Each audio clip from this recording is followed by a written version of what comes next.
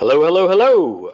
This is CRP speaking to you live, and this is the weekly webinar number 18.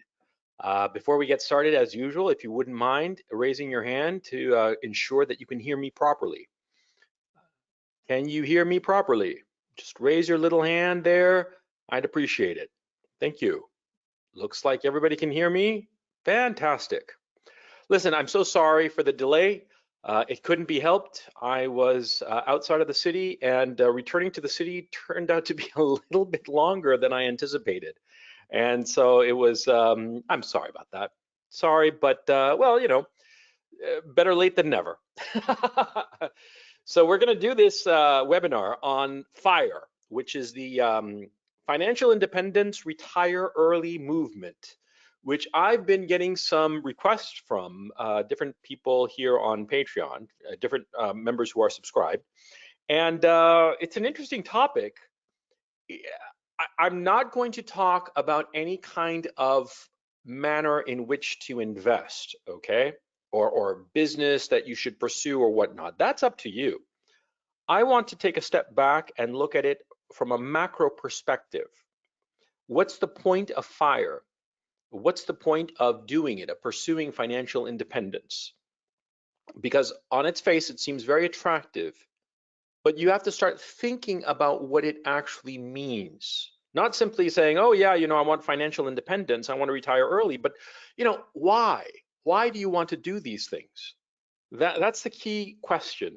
I'm putting down everybody's hand because I've ensured that everybody can hear me properly. So what I'm going to do is I'm going to do this presentation. It should last about an hour or so, and then I'm going to take questions and comments. I want to insist before I get into this that I am not a financial advisor. It would be, in fact, I do believe in certain jurisdictions, it would be illegal for me to give any kind of financial advice. I am not here to tell you in what to invest in.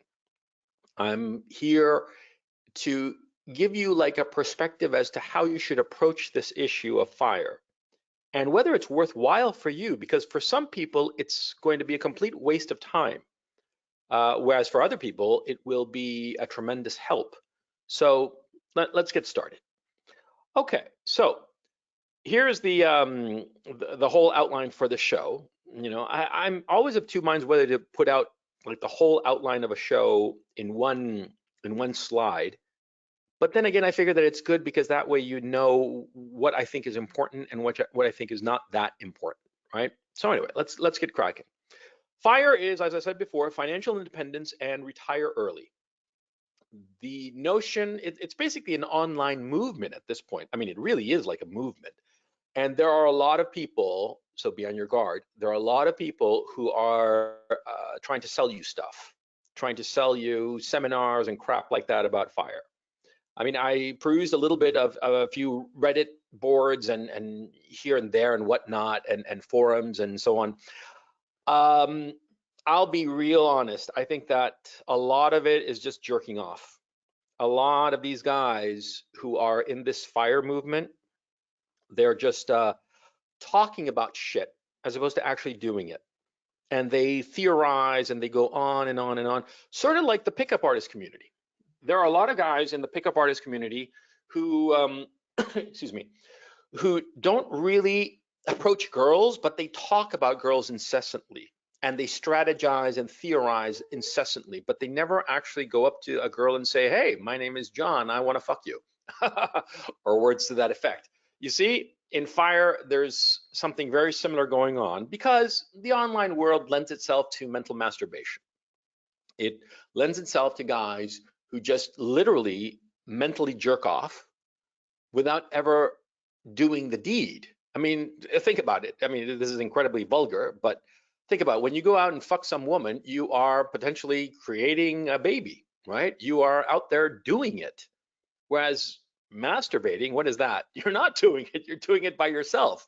You're pretending to be doing it. Yeah.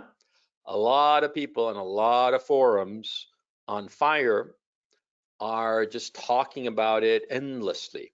Okay. You want to avoid that crap. You want to be a doer, not a talker.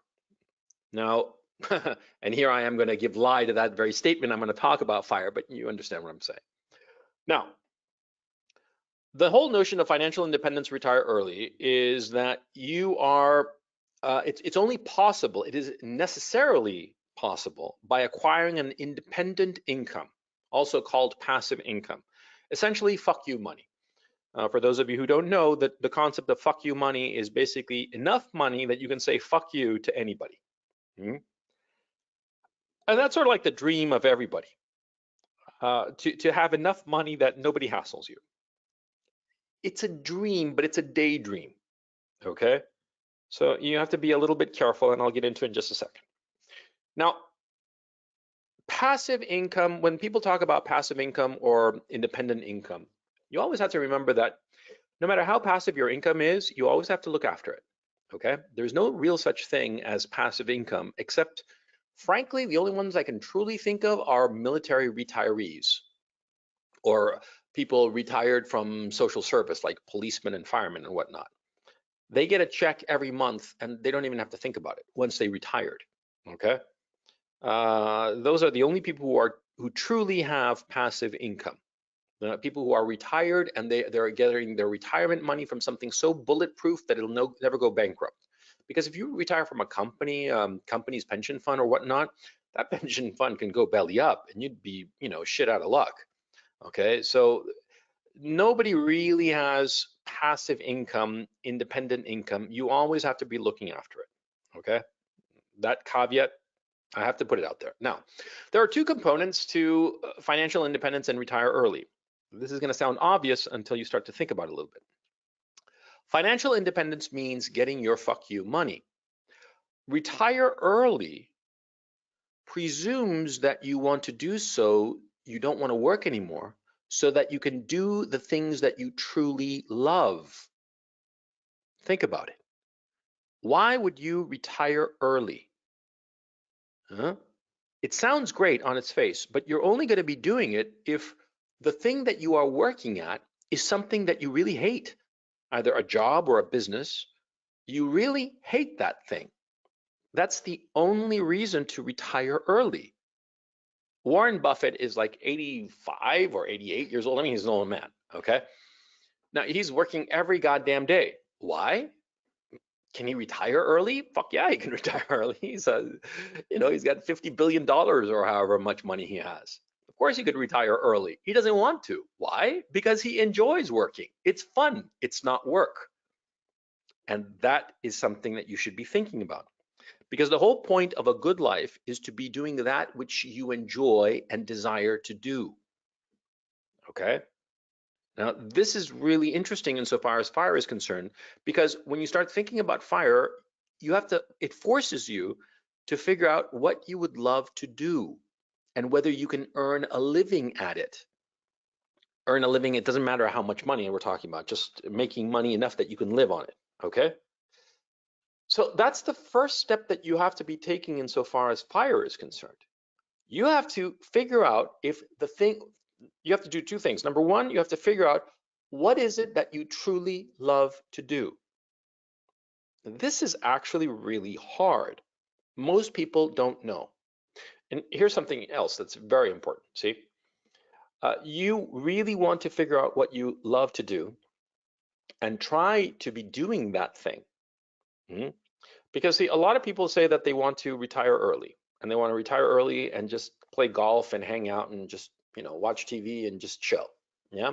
Now that sounds on its face fine, especially if you have a job that you hate or just dislike the life that you have. It sounds fine. But a lot of those guys who do retire early, they have a heart attack within a year and drop dead because of it.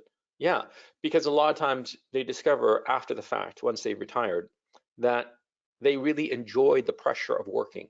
Perhaps they didn't enjoy the work in and of itself, but the activity of it, they enjoyed it. And there are different aspects in any profession that you're doing, in any job that you're doing. There's the activity in and of itself, but a lot of times there's also the issue of the company that you're keeping.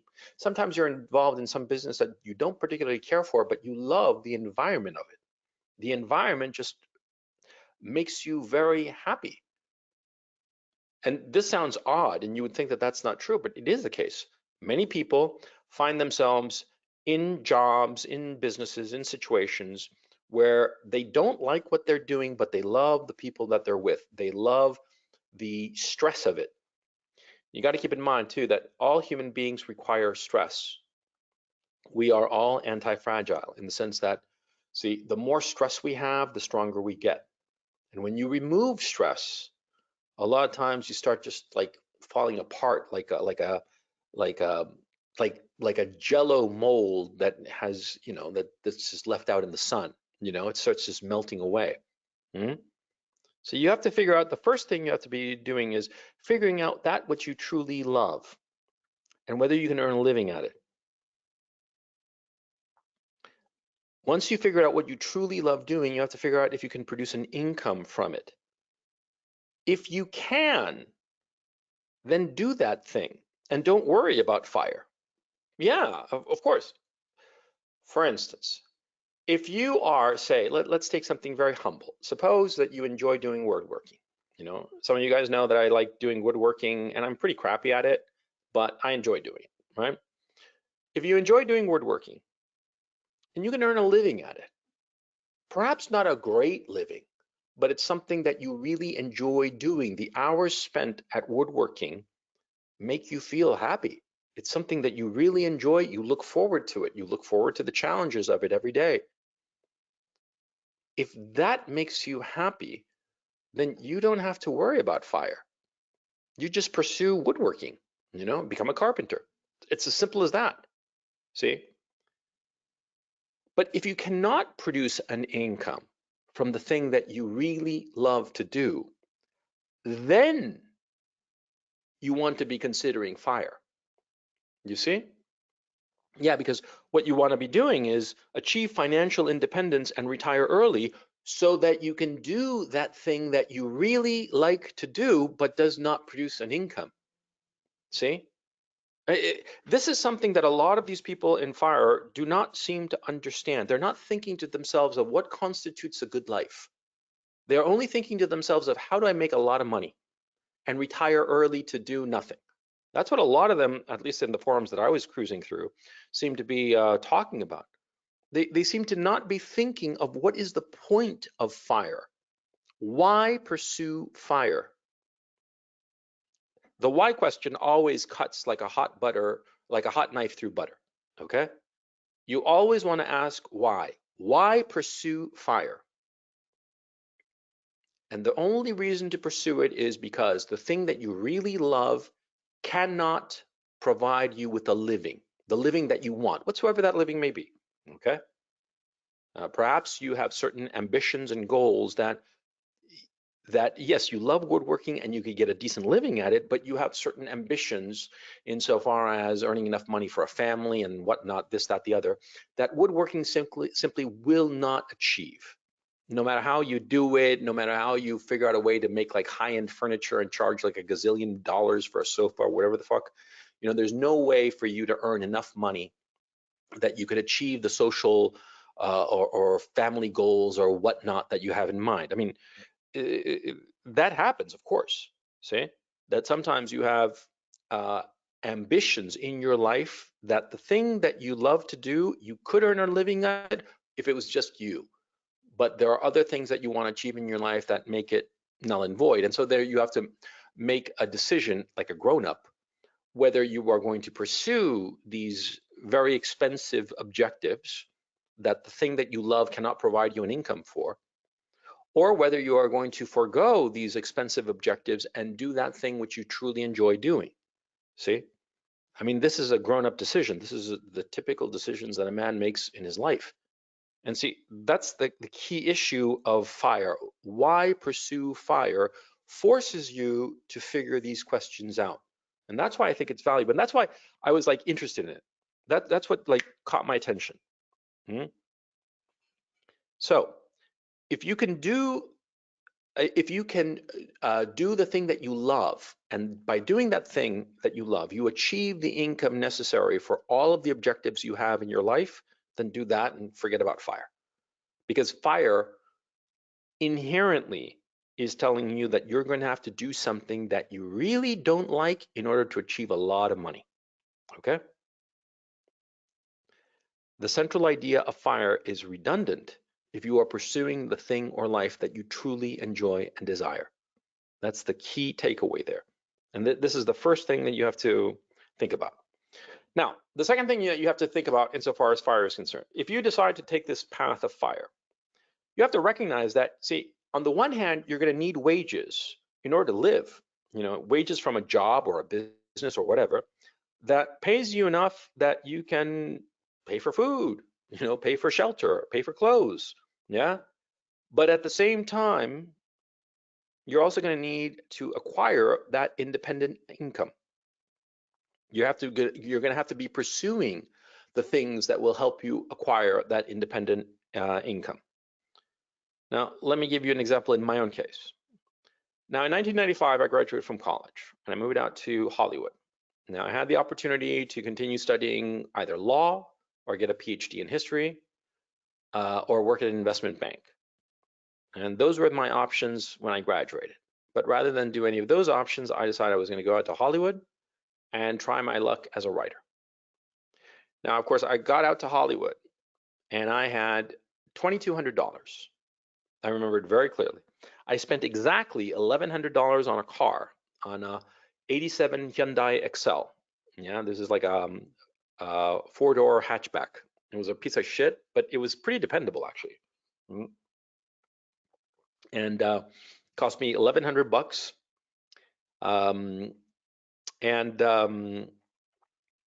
What I did was that I worked as a temporary office worker. I found different companies. This was a suggestion that the only contact I had in Hollywood, in Los Angeles, she was a junior writer on Married with Children. I forget the name of her name. I think it was Devora or something like that. And she was like the sister of a college classmate of mine. And I called her up. I met her for coffee or lunch or something. And she was very snooty, and she was like, "Oh, I'm making $3,000 a week as a writer." She thought she was hot shit. And retrospectively, I realized she was no great shakes. She was just, she was no big deal. But anyway, the point. She told me that the best way to go about, keeping body and soul together was work as a office temp. And so I applied to several different companies that had office temps, and one of them hired me, and they started floating me around in different companies. Ironically, all of them in the entertainment business. I wound up being like a temp worker at the Writers Guild of America, also at the Disney Corporation. I remember my job there was, I was there for quite a number of weeks, as a matter of fact. My job there was to file these contracts,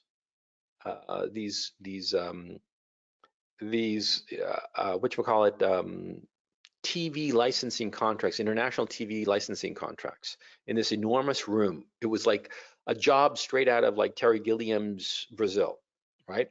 So I had this temp job, and at the same time I was writing. I was writing screenplays, I was writing prose fiction, I was trying to advance my career because that was the only way that I could do this. And so what I would do was I would get up bright and early, go to work. It took me like an hour to drive out to work like a dog until, 8 hours, 10 hours, however many hours I'd been assigned that day, drive home and get to my place and cook something real fast and write. That's what I did. I usually squeezed in about 2 to 3 hours of writing every evening. And what was great was that, see, during the day when I was driving to work and driving back from work, I was thinking about what I was going to write.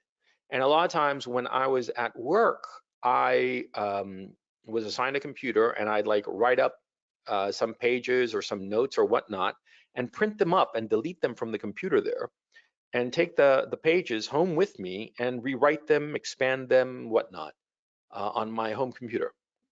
That's what my life was. So it was a two-track life.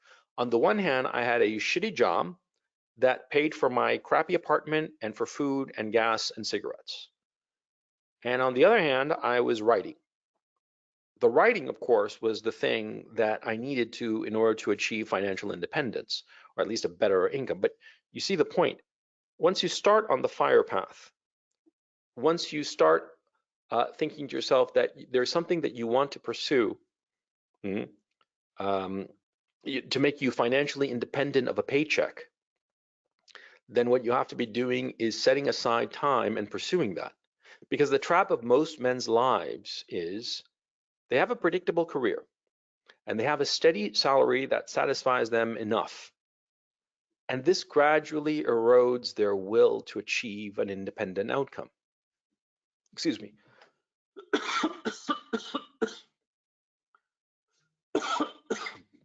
Sorry about that.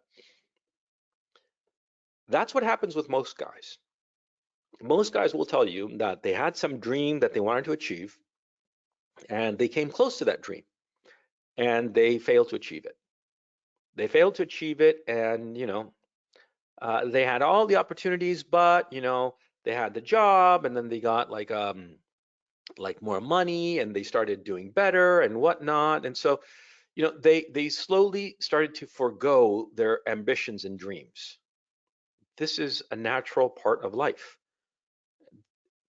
but how could I put this? Well, to say it. See, we human beings are lazy fundamentally. We're lazy, and when we are comfortable enough, we don't act. That's the truth of the matter. Because see, if you're earning a decent living, if you're earning, I don't know, four grand a month, say, yeah, and your expenses are, 3,500 bucks a month, and you're living okay, and you've got a job that's not that hard, and you're just plugging along, well, it's unlikely that you're going to do much more. See? Because that's the reality of human nature. You'll just be like a wage slave. Yeah, because, it's comfortable enough. And guys, especially, more than women, guys are, it, guys, once we're in a routine that's relatively comfortable, we sort of like sit there, you know? People say that you fall into a rut, but it's not quite true. What happens is that, see, a guy needs relatively little to be happy, to be content. And so when things are, nice enough, we just sit on our asses. We don't do shit. That's the reality. Okay. And so in order to avoid this trap, you got to live like shit. And you got to live like shit, and you got to hoard money. Yeah. Because that's the only way to get out of the wage slave trap. The trap that catches, frankly, most men.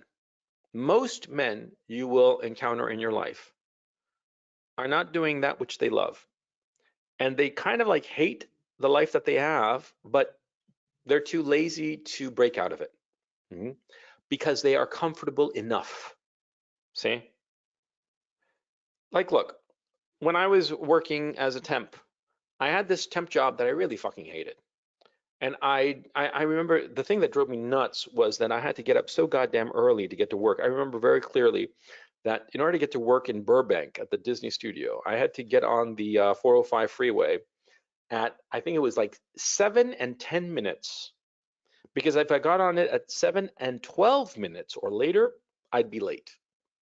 It was like an hour and 15 minutes to get to work. But it was weird. Actually, now that I remember, it was a little bit different because if I got on the freeway at 7 and 10 minutes, I would get to work at like 8:15. It was roughly a little over an hour. But if I got on the freeway at 7 and 12 minutes, the flow of traffic was such that I'd arrive like at 8:50, almost 9 o'clock in the morning, you know? And, I hated it. I hated that I was on this time constraint, that my time was not my own.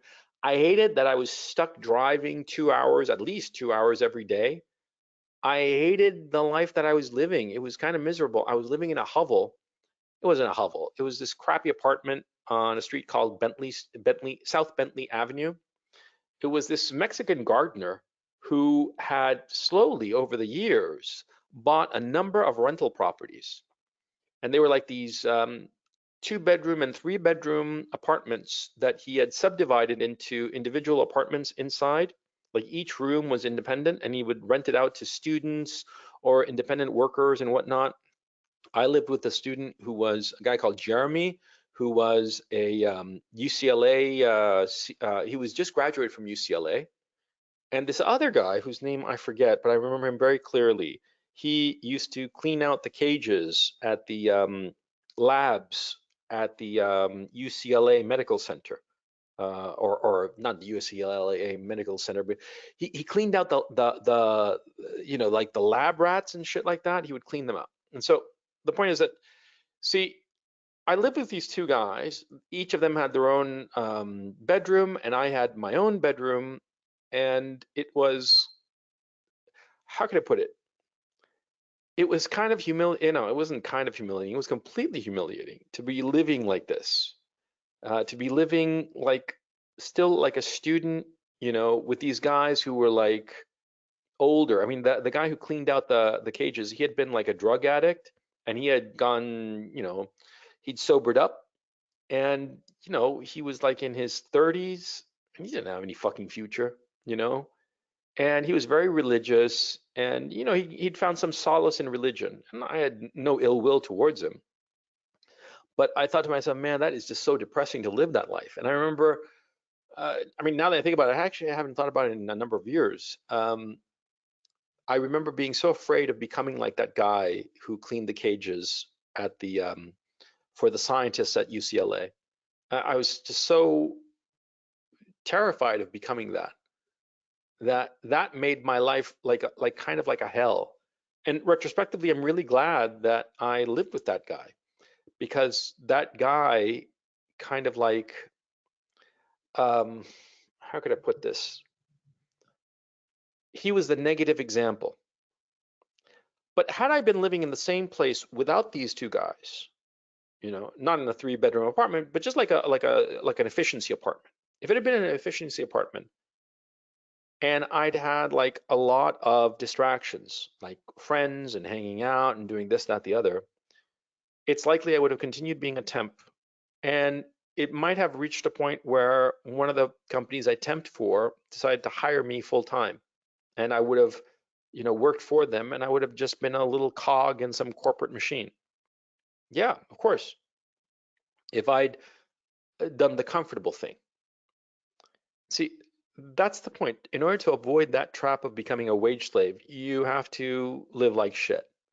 You have to position your life in such a way, either deliberately or by happenstance, whereby there's some needle that's poking your ass every day. That's the best way to put it. There's something that's irritating you enough every day to get you going, to pursue the thing that you find of financial independence. This is, of course, remember, this is the big presupposition of this, that that the thing that you want to pursue is not the life that you're actually living. If, for instance, you want to be a doctor, being a doctor is the thing that all you ever dream about, and just being a doctor and going to medical school and all that, well, then the whole notion of fire is pointless. You see, it only matters if you are not living the life you really want to be living. Okay. Now, regardless of whether you pursue fire or not, you are going to need a retirement nest egg, which is kind of like Fire Mini, if you think about it. Because what's happened nowadays is that people who retired in the 60s and into the 70s and 80s, sort of, they might have had some retirement from their company or whatnot. But during the 90s and into the aughts and the teens and now the 20s, that's no longer the case. Everybody's supposed to have their own 401k. Everybody's supposed to look after their own interests. And Social Security is not going to get you far. It's $700 a month. Not many people can live on $700 a month. Let's face facts. So you're going to have to figure out a way to get the income. You're going to have to get, in a very real sense, for your retirement long term, you are going to have to get some sort of fuck you money. Not as much, but you are going to have to get it. Because, of course, this whole notion of FIRE, of financial independence and retire early, presupposes that you want to sort of like, retire in your 30s or 40s at the latest. Yeah. But if you're pursuing a career, a job, whatever, an activity that you really enjoy, you're going to keep on doing that until into your 60s, perhaps even your 70s if you're able to, And some activities You can do that no problem and earn a decent living at it. Not all, of course. It depends on the activity, of course. But beyond that, you will get to a point where you will need passive income, because what happens is that we are living so long that our productivity ends before our lives do. This was not always the case. In the past, men often as not would die while they were still productive. I mean, apart from like, say, like work accident or something like that, they drop dead of a heart attack or of some disease. You know, they might have cancer or appendicitis or whatever that would kill them off, you know, at age 50 or 60 when they were still working, when they were still had all their marbles. But now, of course, what happens is that because of modern medicine and all the rest of it, we are able to live an extraordinarily long amount of time. And the tragedy, of course, is that as we live so long, our brains are no longer as capable as they once were, and we can't work. Our brains and our bodies just don't allow us to, but we're existing still, you know. I mean, you got to think to yourself that your useful work lifespan really ends around 65 and 70, somewhere between those 2 years. And I'm talking about, you know, well, actually, I'm talking about both blue collar and white collar work. That is manual labor of whatever sort or intellectual labor. Because if you are somebody who's doing manual labor, you will have done manual labor for your entire career. And so by the time you reach 65, 70, your body's still going to be in shape, but after 70, it starts to deteriorate, just as your head starts to deteriorate after age 70. It's unavoidable, okay? Of course, there are exceptions. Of course, there are guys who go on into their 80s and their 90s, and they're sharp as all get out. There is this writer, Herman Wouk. He wrote The Caine Mutiny and The Winds of War and War and Remembrance. He was a fine novelist, won the Pulitzer Prize. He died at the age of 102 and he was still writing, you know, and he was writing pretty good shit at over age 100. Not kidding, okay? Yeah, they weren't bestsellers, but they were, you know, very dignified. I mean, he was like no slouch. But that's an exception. You got to be thinking to yourself that age 65, 70, that's when you are not going to be productive anymore. And nowadays, actuaries believe that most people, the average lifespan is 80. So you're going to have between 10 and 15 years that you're going to have to finance. You're going to have to figure out how to finance that. Okay. So even if you don't pursue the notion of FIRE, of getting a big chunk of fuck you money early on, and then after that, retiring early so that you can pursue the thing that you truly love, even if you don't pursue FIRE, you're still going to have to create a nest egg, a retirement nest egg of some sort.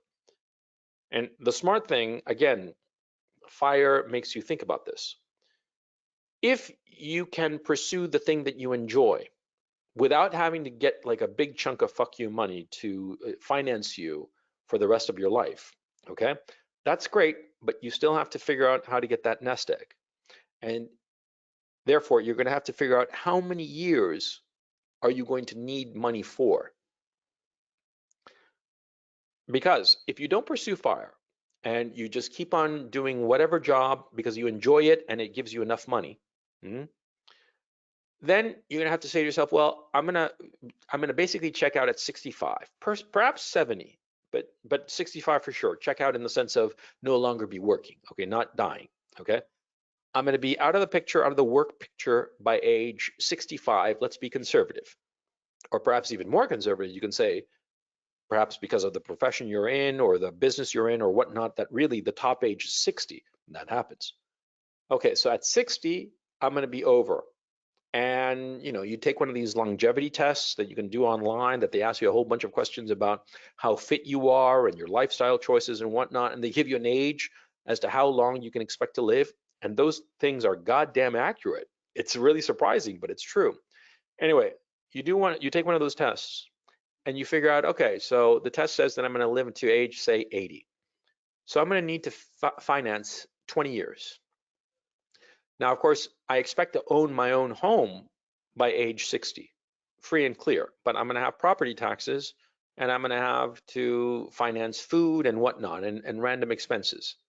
So I'm going to have to figure out how to get 20 years of that. And you're going to have to start putting that money together, which means basically that one way or another, you're going to have to start thinking to yourself as to how to put together a chunk of change that will last you a set number of years and that you don't have to work for. Okay?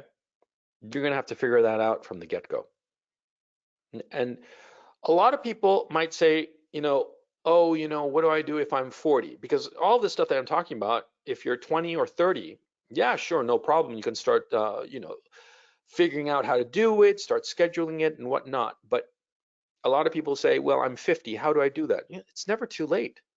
It's never too late. That's one of the things that a lot of guys, especially older guys who sort of like wake up later, and a quick parenthesis, our culture is sort of like designed to make guys and women too wake up late and have this extended childhood, or not even childhood. It's more like being like kidult. Have you ever heard that portmanteau, kidult? Kid, adult, kidult. That basically you're in your 20s and your 30s and even your 40s and you're still just fucking around, fooling around, not being serious about life, just going randomly from thing to thing without having an overarching plan. Our society sort of like encourages that because, of course, somebody who's a kidult will give in to every impulse and will not control his impulses, and therefore he will buy shit that he doesn't need. He will buy shit and spend money on shit that is not really necessary or might even be counterproductive. The society is encouraging all of us to be kidults, in all the capitalistic countries. The only people who are not kidults are people who realize that they have some goal, some plan that they want to achieve. Considering fire is one of the methods by which you can stop being a kidult and start being a real adult, because you have to, because resources are limited. Time, most especially, is limited. So you have to figure out these questions early on. I think that the key issue insofar as fire is the notion of pursuing that thing that you really love, whether that thing that you really love can provide you with a steady income. I loved writing, but I realized that it was such an up and down profession. That was a key issue. And as I got older, I started getting more serious about putting together my own little nest egg. And I don't want to brag. I don't want to draw negative karma towards me, but I'm very lucky that I have basically fuck you money. It's not a lot. It's not like hundreds of millions of dollars or even tens of millions of dollars, but it's enough that, if I decide to just jerk off 24/7, I'd be okay until the day I died. I could pretty much financially achieve all the objectives I need to. See? But that kind of life of doing nothing, which I have lived, by the way, I have lived a few years, more than a few years, where I basically did nothing, where I was just basically farting around. And it's a miserable life. It's a truly miserable life. And that's why I'm kind of like ambivalent about fire. Because, see, when you are not financially independent, when you are forced to pursue money, especially if you're independent, not like an employee, but like just you're an independent man in the sense of just pursuing business opportunities and whatnot, and you don't have fuck you money, you work harder. When you're not comfortable, when there's that needle poking you in the ass all the time, because you are not truly secure, you pursue things harder, you are more motivated because of fear, because of desperation, because of concern that you will wind up like a hobo living under a bridge. And oddly enough, too, you are happier. And that's something else that people in fire don't really talk about. It sounds great to make a shit ton of money by the time you're 35, and at age 36 say, fuck you, I'm not going to work anymore, I'm just going to live off my passive income, You know, spend maybe 8 hours every month to make sure that my passive income is all arranged properly and there are no hiccups, right? And just the rest of my time, just fart around and do whatever I want, quote unquote, whatever I want. Whatever I want winds up being sleeping late, watching TV, jerking off, and doing pretty much nothing. You'd be surprised how many times this happens to guys who pursue fire. That's why I'm ambivalent about it. You're pursuing fire and you just waste time. You waste time. You go randomly shopping to some, mall or whatever because you don't have much human contact because you don't have any job because you're just, living off of this passive income, right? And so because of it, there's no real reason for you to join in any activity, yeah? And so you wind up, blowing your days. You wind up going to shopping malls just for the company of people, to have people around, waiting for the weekend so that you can hang out with your friends because your friends all have jobs, they have shit to do, and literally killing weeks of your life doing nothing because you're comfortable enough. And that's the pitfall of fire.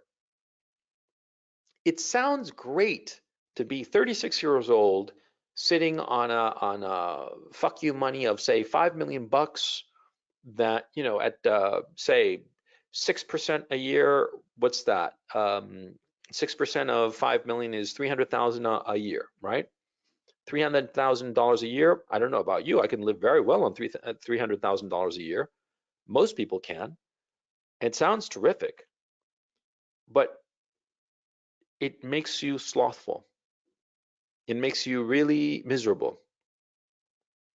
And what happens is a lot of times you start thinking back on the times that you really had to work, that you really had to struggle to survive, to make it. And you look back on those times fondly and you realize that those were the times when you were most alive. See?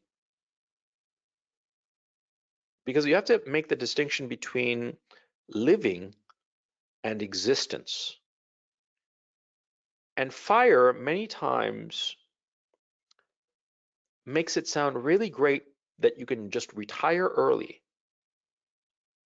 But ultimately, you're just going to be existing. You're not going to be living.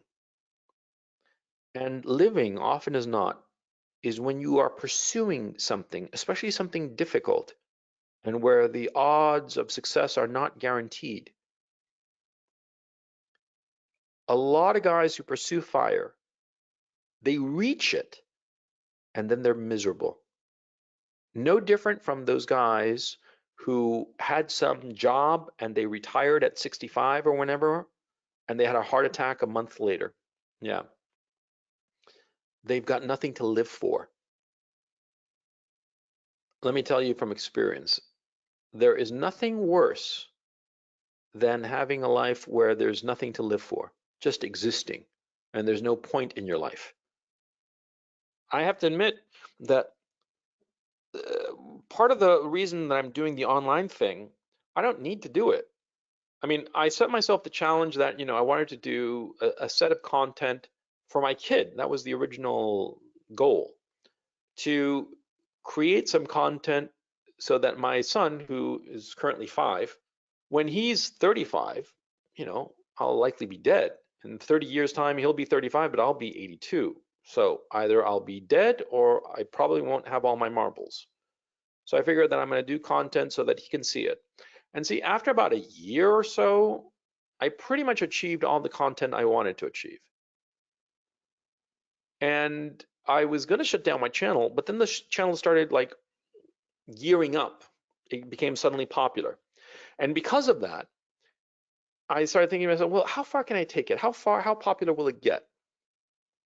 And I kept on producing content. And what happened was that I watched as it, kept on growing, and then it stopped because YouTube put their foot on my shoulder. But what happened was that at that time, all of a sudden, I realized that I really enjoyed it. There had been some hiatuses I'd done, and during those times that I was on hiatus from the channels, I was not miserable. That's the wrong word. I was perfectly fine, but I didn't achieve anything. And the fact that I was doing content, it gave me a reason to do shit. And had it not been for the channel, I'd be doing nothing.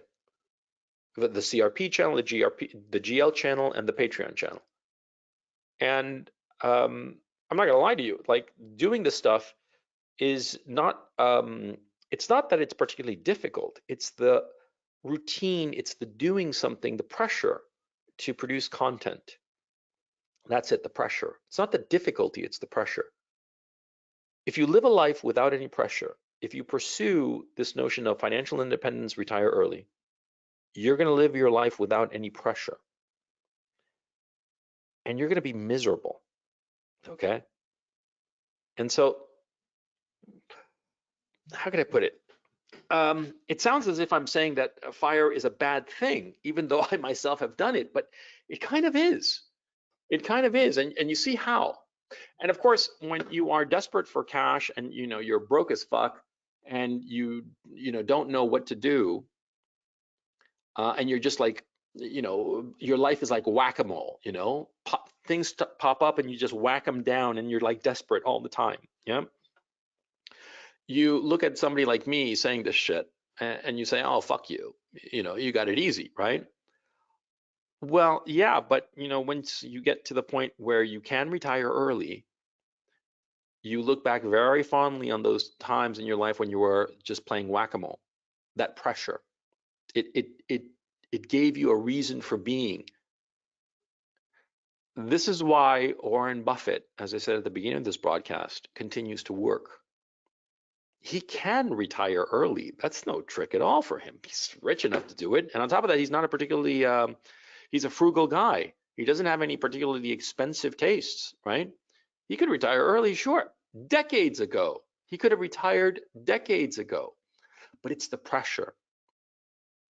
And that's why I find this whole notion of fire very intriguing, because it forces you to evaluate what is a good life. What is a life worth living? Of course, you want to be thinking to yourself of strategies that you can achieve financial independence and whatnot. That's perfectly fine.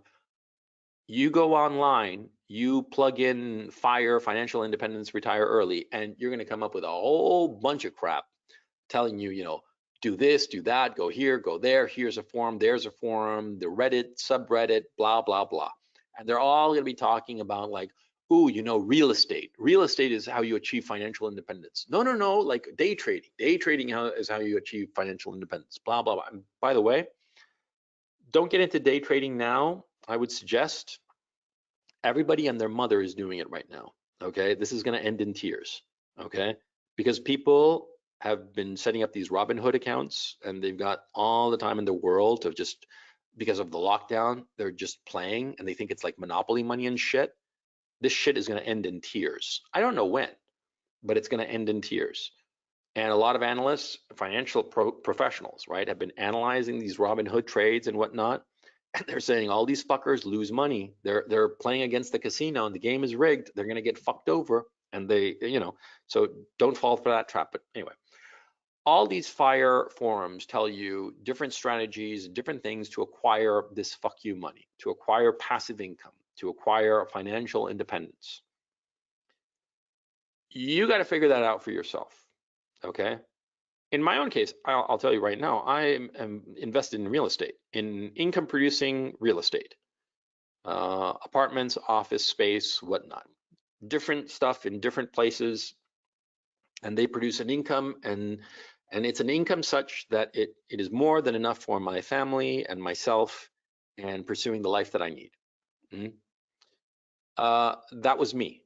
And I have actually several rental managers because these properties are in different countries, and so it's just easier to have rental managers in each of those countries supervising everything. And yeah, I lose, depending on the country, between 15 and 25% of my rental income. But I don't have to worry about this shit. I don't have to worry about some leak or whatever the fuck in one of these apartments or any problem of any sort. I just, it's the manager's problem, and that's great. But the point I'm trying to make here is that, see, there are different paths to financial independence, but you want to figure out why you are pursuing it.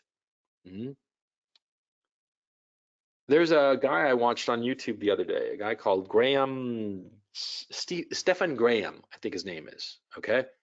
And he he started as a real estate agent, and he has made a shit ton of money, and he's a young guy. He's like 30 years old or something like that. And he's made, it seems like his net worth is like up there in like the mid seven figures, like around 5 million bucks that he earned all on his own by way of real estate deals and commissions and then shrewd investments and whatnot. And good on him. Good on him. I mean, and he actually did a video recently, which is the video I saw, where he broke down how much money he made per year. It was really interesting, and how he made money each year. And it was great. It was very interesting.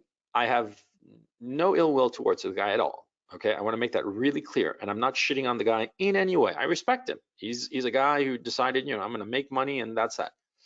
He clearly doesn't give a shit about the things that he is doing in order to make money. It's just a grind to him. That is perfectly fine. There are certain aspects of what he's doing that he enjoys, but for the most part, it seems to an outside observer that he's just grinding it out. And that's perfectly fine. But it's not the way you want to be living your life. This guy, Graham, he's 30 years old. Perhaps he has some goals, some dreams, some ambitions that what he wants to do with his life that he figured would not make him an income. And whatsoever those, excuse me, hang on a second. I swallowed a bug, to quote Marlon Brando. Anyway, perhaps he has certain ambitions that he figures would never be financially successful. Like in his videos, he's got like this drum kit behind him, sort of like in the background. Maybe that's what he likes to do. He likes to play shitty, cheesy, rock and roll on the drums. And he knows that he could never make a real living at it, but it's something that he really enjoys. There's nothing wrong with that, of course. And so he figures, fuck it, I'll just make a shit ton of money from this real estate crap, grind it out until I have my fuck you money, and then I'll devote myself full time to being a drummer, in wedding bands, basically.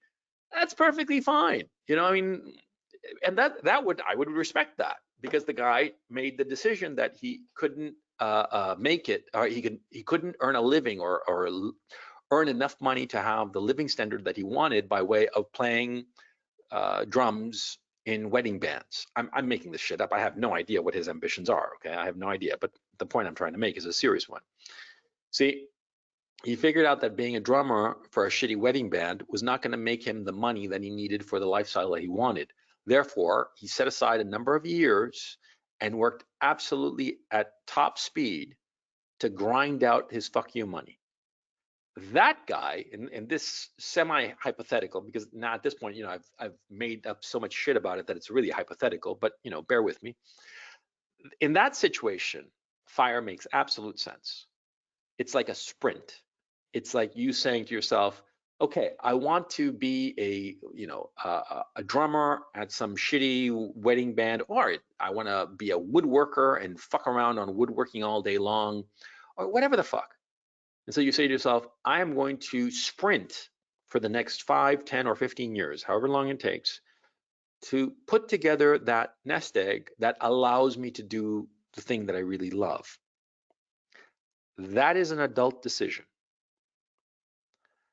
But to say, I'm going to pursue financial independence, retire early, so that I can get a boatload of cash and then just sit on my ass and do whatever I want to, that's an immature decision. And I would strongly urge you against it. Because when you say, oh, I'm just going to do whatever I want to, that means I'm going to do jack shit. I'm just going to watch TV and jerk off and drink too much and stay up late and then wake up late and just like see the days pass by without any kind of activity, without any kind of accomplishment. That's a slothful life. You don't want to do that. So figure out what you want to do with your life. Figure out the thing that you enjoy doing. Because, see, women want to be someone. They want the feeling of being something. They want an identity. But men, we are most happy when we are doing something, whatsoever that may be. Have you ever met a guy who says that, yeah, I love being X? No, they say, I love doing X. It's the doing. We are doers by evolution. Evolution made us like this. See, women, they need to be someone, because being someone is really a social construct. It depends on the other people around you. See, if you are this or you are that, if you are a mother or you are a whatever, it's what other people consider you. Okay, it's the social relation that you have with other people, and therefore how you fit in the social hierarchy. And women want that, because for women, human relationships are the most important thing, because of course women need other people to help them insofar as child rearing, because a woman on her own cannot provide enough calories for herself and her child, for her infant children. It's impossible. She needs other people. She needs a social environment.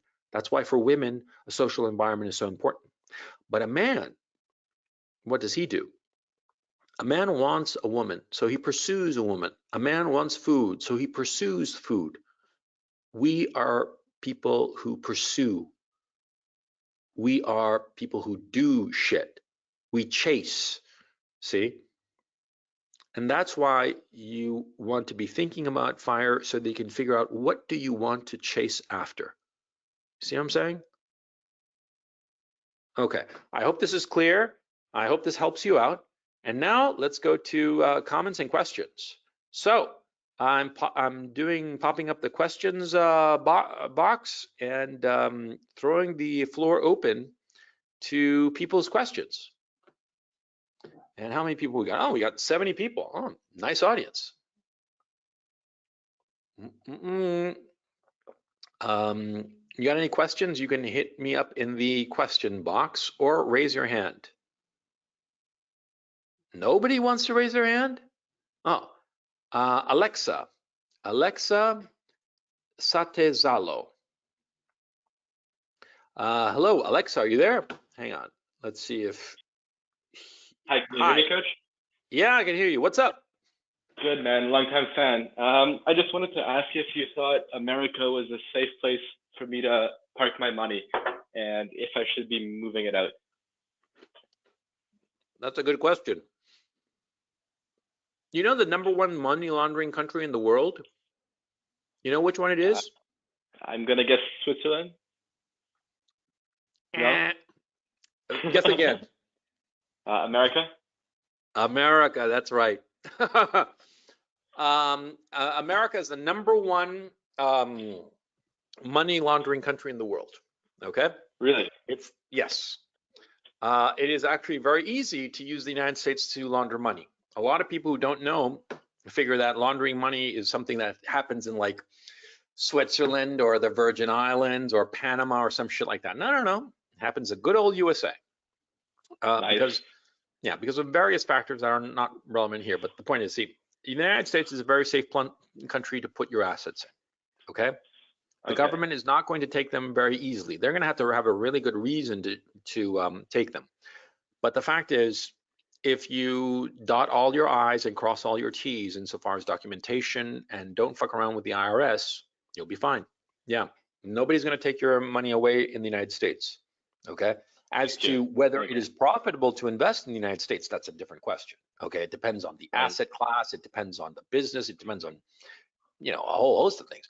But like the safety of the United States long term, sure, don't worry about it. And the way you do it, if you want to invest in the United States, what you do is you set up a limited liability company in a state like Delaware that has no state income tax. And you set up there. And if I were you, if you're serious about it, investing in the United States, the way to do it is to create a limited liability company, an LLC, in Delaware. Okay. And you can just Google Delaware LLC creation, attorneys, that kind of stuff, and you'll quickly figure it out. It's not hard. Perfect. Thank you. Thank you. Can you do this as a Canadian? Because I'm technically a Canadian citizen. Yeah, sure. You can do it with anybody. Okay. Perfect. Yeah. Perfect. Thank you. No Thanks, problem. Coach. That was that. All the best, man. Sorry, I'm eating a cookie. Arash, Arash Ganbari. How's it going, Arash? What's on your mind? Yes. Hey, Coach. Can you hear me? Yeah, what's on your mind, man? Awesome. Just wanted to thank you for the videos you do. It's been very helpful to me in my life. So Yeah, glad. just wanted to ask you, what countries do you personally invest in yourself for real estate? Because I'm looking to get started. Just wanted to know, like, what countries you would recommend or you've invested in personally. The countries you want to invest in are countries where you have a high return on investment. Okay, it doesn't matter where. Mhm. Oh, When you, okay. whenever you figure out the return on investment in a piece of real estate, you have to be thinking to yourself of not only how much money is coming in from the tenant. You also have to be figuring out the issue of property tax and any other taxes or fees that you will have to pay as the owner. Because of course Mhm. there are some fees and costs that are borne by the tenant. For instance, electricity. The tenant pays for that, obviously, right? Okay. But there are other fees or expenses that the owner has to shoulder, and you have to factor those in. Always be careful about those expenses because a lot of times a real estate venture can seem to be very, very good until you realize that there are, like, say, municipal taxes or state taxes or whatnot that make it a bad investment. So you have to Mhm. figure that out. Okay. Okay. Okay. And so I'll tell you right now, okay, this is not investment advice. Okay. I just want to make Mhm. it clear. But in my opinion, now real estate is a terrible investment because the Okay. prices are still high, but the rental market is very soft and it's going to get softer. That is, there are going to be fewer tenants. And so Mhm. it'll take a while for owners to realize that the tenants are not coming back because a lot of people, especially in Western Europe, because of the lockdown, they realize that they can work remotely. I'd been thinking to myself that the remote working was going to become more and more popular over time. And I was surprised that it hadn't become more popular. And then, of course, retrospectively, I realized it needed a trigger. And the Mhm. COVID lockdown was that trigger. And so because of it, now people are realizing, hey, I don't have to go to work. I can just work at home. And a lot of companies are thinking, hey, I don't have to have a huge office. I can essentially outsource the office to my employees' homes. Mhm. So companies are going to downsize their offices and workers are going to be happy to be working from home. And the businesses too, because it turns out that workers are more productive when they work from home, and the workers are happier to be working from home because they don't have to commute. And Mhm. therefore, workers will start to realize, hey, I don't need to live in an expensive city. I can go to a cheap suburb or even to a different state. And a lot of Mhm. companies are going to be saying, hey, I don't need to have an office with 20 offices. I can have an office with just 2 offices in a conference room, and that's it, you know? And so that's what's going Okay. to happen. And therefore, the real estate markets in cities, in both commercial, office space, and residential space, the the rental prices are going to start to go down because of lack of demand, Mhm. but it'll take a while for the prices to begin to diminish as well. You see? And Okay. so Okay. that's what's going to be happening, and it's going to take a while. It's not something instantaneous because you see, if I'm renting a property right now, I have, like, say, just to make a simple example, I own an efficiency apartment that I paid, I don't know, I'm making stuff up. I paid Mhm. $100,000 for it. I have this efficiency apartment and I rent it out for $500 a month, right? I Mhm. don't have a renter 1 month. I don't have a renter 2 months. So I'll say, hey, I'll rent it for 400. Because even though I'm lowering the rent from 500 to 400, that is a discount of 20%. Mhm. If I go another 2 months with the property vacant, the loss of annual revenue will be greater than 20%. If I go 4 months, without a renter, that's a loss of 33% of my rental income for that property. So it pays me to lower the rent that I'm asking rather than to have the property go vacant another month, you see? And Okay. so I'll instantly lower the price. I'll lower the price right now or in the next few months, right? As the property remains vacant. But insofar as the price is concerned, it'll take me a long time to start to lower the price if I decide to sell it. Because I'll be like, no, I just have to be a little more patient. It'll come around. Somebody will buy it, you know? If I were to decide to sell that apartment at 100,000 and I put it on the market right now and nobody buys it, nobody makes an offer, and then another month, and then another month, and then another month, well, I'll keep holding it at 100,000 because I don't want to lose money on it. Yeah. But if it goes a year, then I'll be like, oh, you know, this shit isn't going to sell. I've been trying to sell it for 100,000 for a year, so I'm going to lower the price. I'm going to lower the price. Fine. I mean, of course, it's not going to take a year. It'll take a few months, but you see my point. Yeah. People are much more reluctant to lower the price of sale than they are to lower the rent. Because rent, you see the immediate impact, whereas a sale, it takes longer. But when the markets generally in the Western democracies, especially after November, okay, this election, irrespective of who wins, it doesn't matter who wins, but in the Western democracies, especially the United States, a lot of rental markets will become a lot more honest about prices, sale prices, after November. You see? So yeah, that's my thinking at this point. So my recommendation would be to not get into real estate at this time, because I think prices are just going to go lower. You know, they're going to go a lot lower. Yeah. I hope this helps. Yeah, for sure. Makes sense. Makes sense. And Yeah. thanks again for doing what you do. Oh, It's my really, pleasure, Arash. Thank you very much for listening. Yeah, thank you. yeah, thank you. Take it easy. Let me see. Let me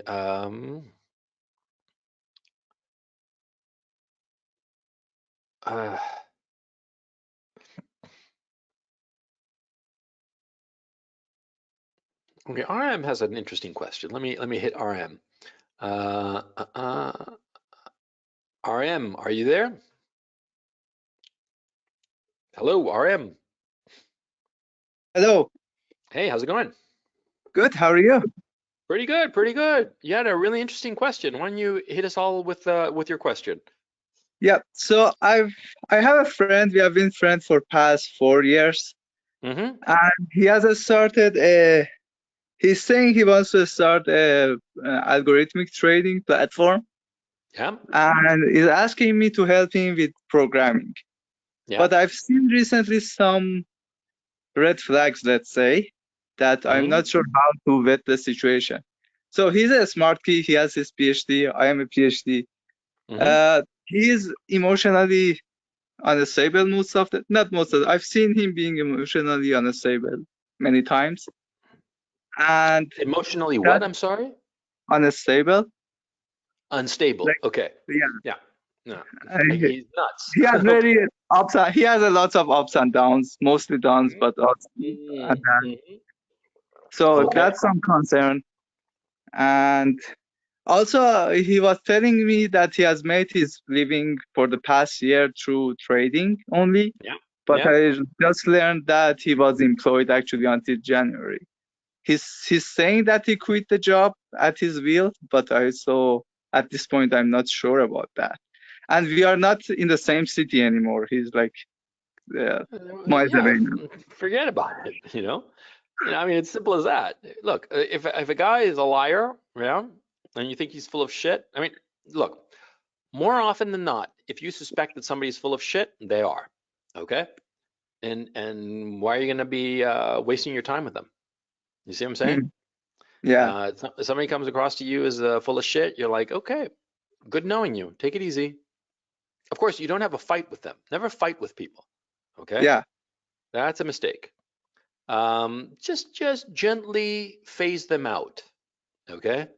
Yeah, and chalk it up to experience. Okay, that's the whole thing. Experience means that you are going to come across, you will find that you will come across more shady people than straight people. Okay, Mm-hmm. it's more normal. So you got to keep that in mind. Yeah. So So he yeah, has keep that had in mind. some. Uh, so he has had some excuses, as in he was not proud of what he was doing, so that's why he didn't tell me that he was working for someone else. And There are always excuses and shit like that. I mean, look, you got to analyze any person that you meet. You got to analyze them like, what are the pros of this person and the cons of this person? Okay. Mhm. Now, if the pros are so unique or special, well, then okay, there might be something there. But if the pros are like no big deal, or maybe you yourself have those pros, and the cons are the guy's, he's a fabulist and a liar. Jesus, man, there's no argument. Okay, just keep away from him. That's that's the ultimate, right? Yeah, I mean, come on, don't. This isn't something you don't have to debate stuff. Hmm. Okay, you got to realize that people will come and go in your life. The important thing is to increase the volume of people who come and go in your life. Right. See, I mean, I don't want to sound like an asshole, RM, okay? But the fact that you're focusing on this guy who's obviously shady, I mean, just in your question, he sounds shady as fuck and somebody that you should avoid. The fact that you're dwelling on him probably means that you don't have enough people flowing through your life, and You are to the point. you have to increase the volume of people in your life, so that way you're not going to obsess about some guy who's clearly wrong for you. You see what I'm Hmm. saying? Right. Yeah. So you have to put yourself out there and interact with more people. Perhaps someone like him who is stable and honest is somebody you want to be associated with. So go looking for that kind of person. Figure out where they would be, where they would hang out, where you can find them. Mhm. Because clearly the fact that you're bringing this guy up, you are interested in that he was pursuing some venture. You're just not interested in pursuing that venture with a guy like him because he seems nuts, right? Yeah. But you have that impulse. So find more people who are similar to him in the good qualities, but completely different from him insofar as the bad qualities. They are out there. You have to increase the volume of people coming into your life. Okay? Yeah. Makes sense. Thank you. Okay. Hope this helps. Take it easy. Yes. Thank you. Have a good one.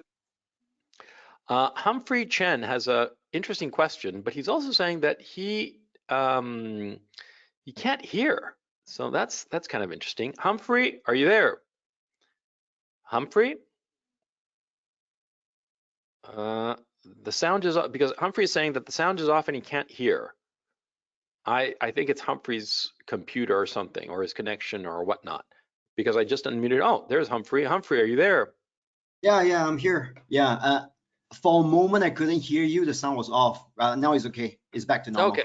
So anyway, you had a question about WeWork. Why didn't you hit me about it? I was thinking because you're saying that because of telecommuting, it has become more and more common. So the WeWork business model is based on people gathering together and sharing the office space. So if that's the case, don't you think that the WeWork business model wouldn't work anymore? That's what I was thinking about. Oh, that's really interesting because, I don't know if you know that I have an office at WeWork here in Amsterdam. I didn't know that. Yeah, Oh, it's okay. new. It's new to me here. Yeah, I do have an office at WeWork, and I'm moving from it. I'm moving to another office sharing space, a place here also in Amsterdam called Fosbury. Look it up. It's beautiful. It's this beautiful location in a old hospital. It's just lovely. But anyway, WeWork is a interesting company because it's all kinds of fucked up. It's all kinds of bullshit. They sold themselves. I forget the name of the guy who pushed it. It's basically, look, an office sharing company is a good business because there are a lot of businesses that do need offices. In my own case, for instance, I have an office there because I needed a separate location where I could do work away from my house. I needed to just get out because many years ago, back in '98, when I was living in New York, I moved to New York. I moved into this big loft, in New York City, in Lower Manhattan. And I had one half of the loft to live and the other half to work. And what happened was that either I'd be working insane hours or I'd go long stretches of not working at all. And it was just a very unhappy situation. I realized I needed a separate place where to work. And after that, I started setting up my life where I always had one place where I lived, and every morning I'd go somewhere to work separate from my home. And that was always a smart move. So anyway, WeWork, I have an office there because of this reason. There are a lot of people who have offices there because they need an office. For instance, my neighbor there at WeWork is an accountant. She and another accountant work there in a two-person office, and they need a separate office. And so there are some occupations where it will be separate, because what happens is that these two accountants, they have to communicate so much during the day and talk back and forth about different issues that it's not really practical to do it online. And also, I talked to her and she was of the opinion that she also preferred to work away from home because she has children and whatnot, and so just less distraction. But that's not very common, okay?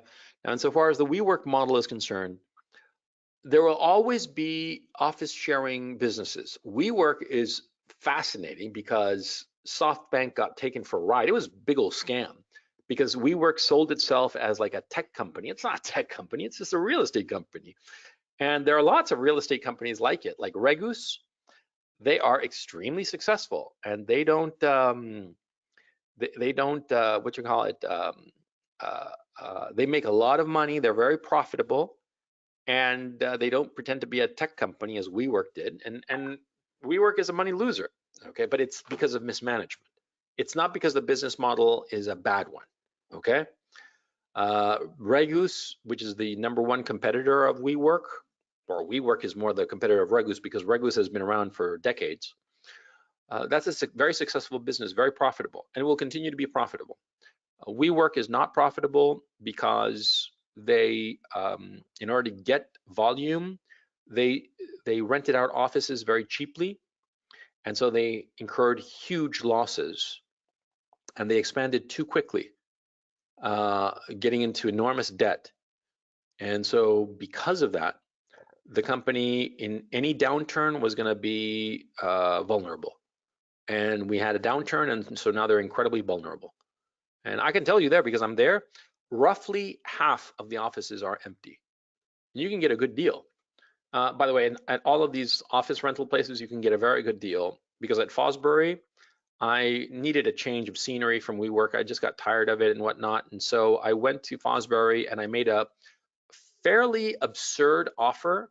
I basically asked for a 40% discount for an office space there, and they were like, okay. So it was great for me, you know. So actually more, I think it was basically 50%, you know. So if this is to say that at this time, real estate is vulnerable and you can get really good deals. I locked in this good deal at Fosbury for the next 6 months. And frankly, I think that at the end of 6 months, it'll probably be even cheaper, you know. I think that real estate in cities is just going to continue to deteriorate. And I think that the good times are over insofar as that's concerned, you know. But that's my opinion, and it's, you know, worth as much as the opinion of any other person. But yeah. Okay. Does this help you out? Does this answer your question, RM? Yes, thank you very much. Sorry, just sidetrack a little bit. You Sure. said that you rented a place with WeWork at Amsterdam. Yep. Rotterdam is actually pretty close to Amsterdam as well. It's not too far away, and there's less population density over there. Why don't you consider Rotterdam? Because the commute time. See, I walk to my office in Amsterdam. Hello. Hello? Can you hear me? Hello? Hello. Can you hear me? Okay. Humphrey's, something happened with Humphrey, and so because he can't hear me, but I could hear him, so I had to mute him because he was asking hello, hello. To answer the question, Rotterdam is what, about an hour away by train. Why would I live in Amsterdam and commute to Rotterdam? That doesn't make sense. Yeah. But anyway, let's move on.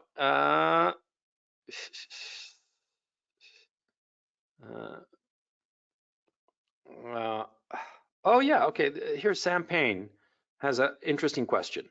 Sam, let me unmute you here. Are you there, Sam? Hello, Sam, are you there? Oh, there he is. Sam, are you there? Sam, are you there? Hello? Hello, Sam. Okay, his little microphone is green, but I can't hear him, so I assume that nobody else can. So I'll read out his question for you all. He asked, CRP, in one of your videos on being a wage slave, you said a lawyer making $360,000 a year was not real money. Can you explain? Yeah, sure. See, $360,000 a year means $30,000 a month. Okay, now that sounds like a lot of money. Yeah, but see, how can I put this? He was making 360,000. I guess I forget. I know that I was talking about a lawyer who was sort of like a slave. Okay, but when I say that $360,000 a year is not real money, in the sense that it's not enough money that you can accumulate it and say fuck you to everybody else forever. Okay, how can I put this? If you're earning $30,000 a month, that sounds objectively like a lot of money. But if you're earning $30,000 a month, a lot of times your expenses are going to be up there, especially if you have a family, a nice car, a nice house. You'll burn through $20,000 of that easily without breaking a sweat. Okay. And you figure, well, $10,000 is a lot of money that's left over. You can save that, right?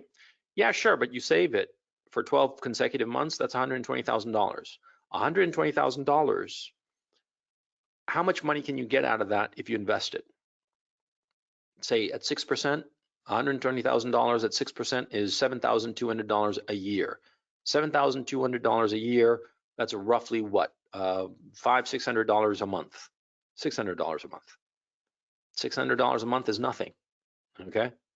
If your expenses are $20,000 a month and you invest the leftover $10,000 a month, $120,000 a year at 6%, which is very decent, that's an income of $600. That barely puts a dent in your monthly expenses of $20,000.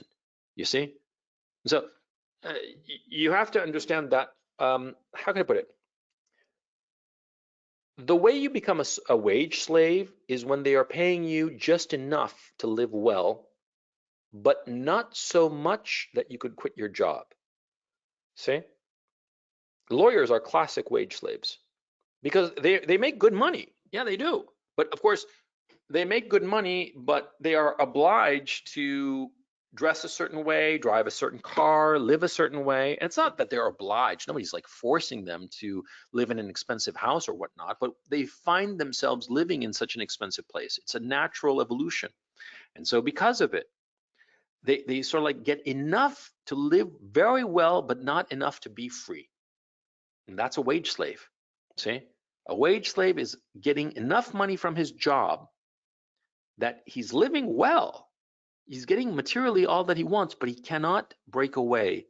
He's shackled to this position, and he has to perform in this position. If he doesn't perform in this position, he will be he'll be fired. He'll lose that income, and if he loses that income, he'll lose that whole lifestyle that he's grown accustomed to.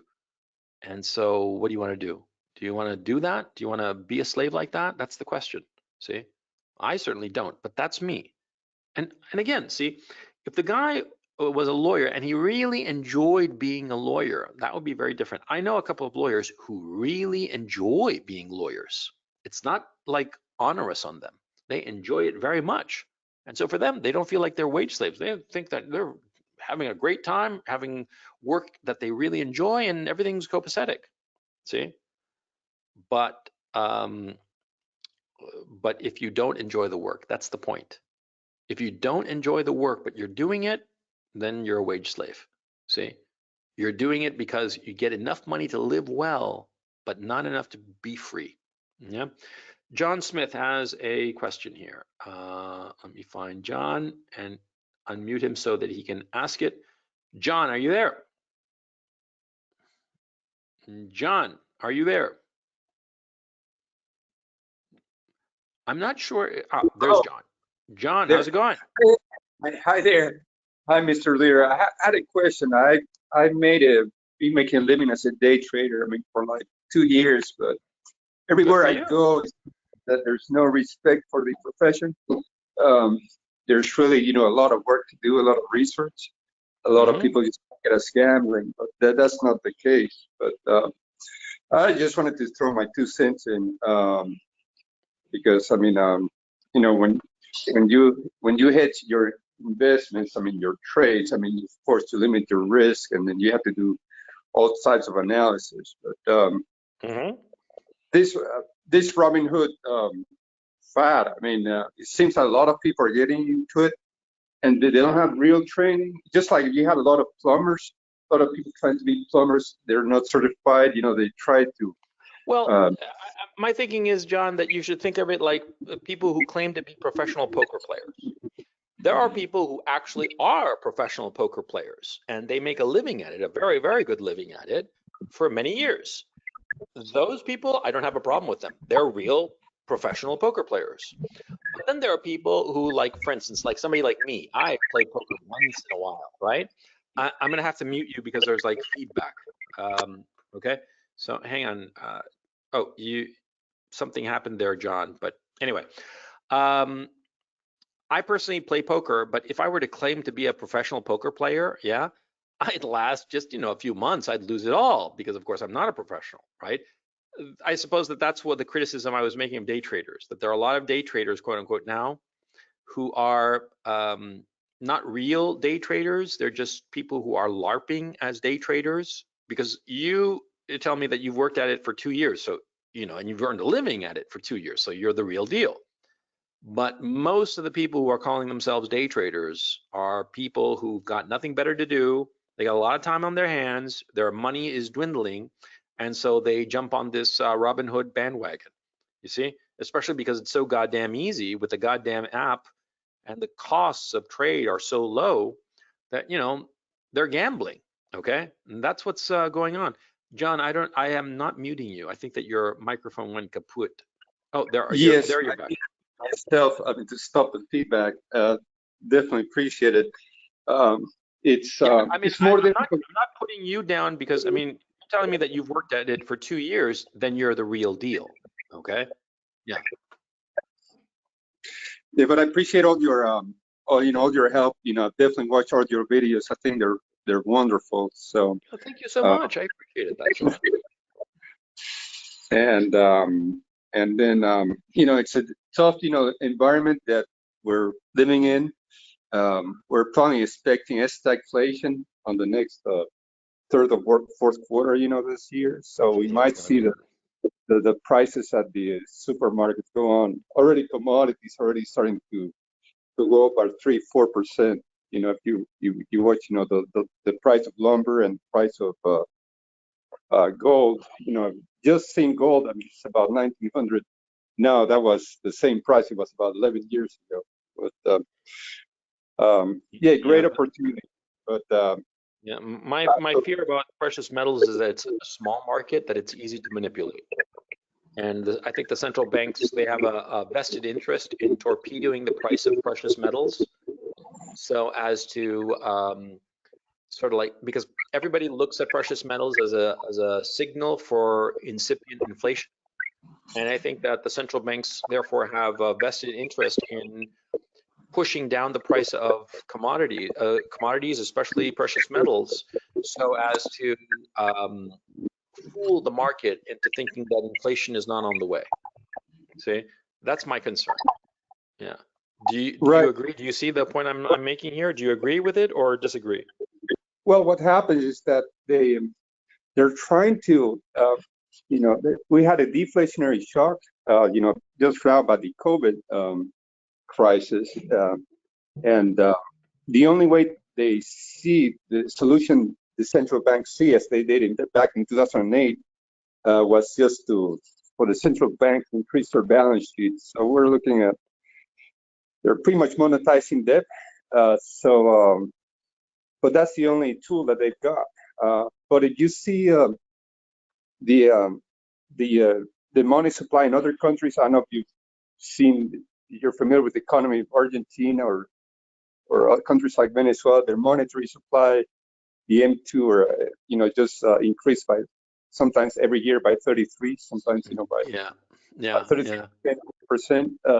So that you can have a booming stock market with an increase of the M2 money supply, but that means a decrease in standard of living for the population.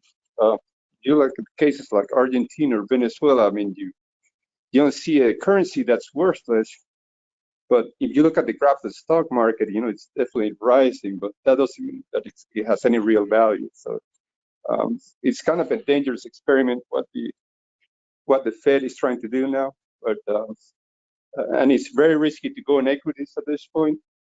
But what happens is that most traders are momentum traders.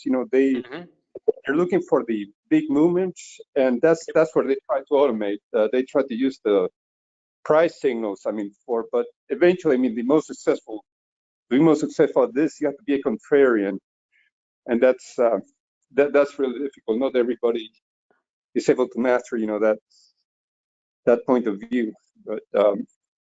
But we have very trying times ahead, at least for the U.S. economy. I don't see anything good coming out of it, at least on the third quarter this year. We have all kinds of problems. We have a real political problem. It's not so much an economic problem. We have a political problem.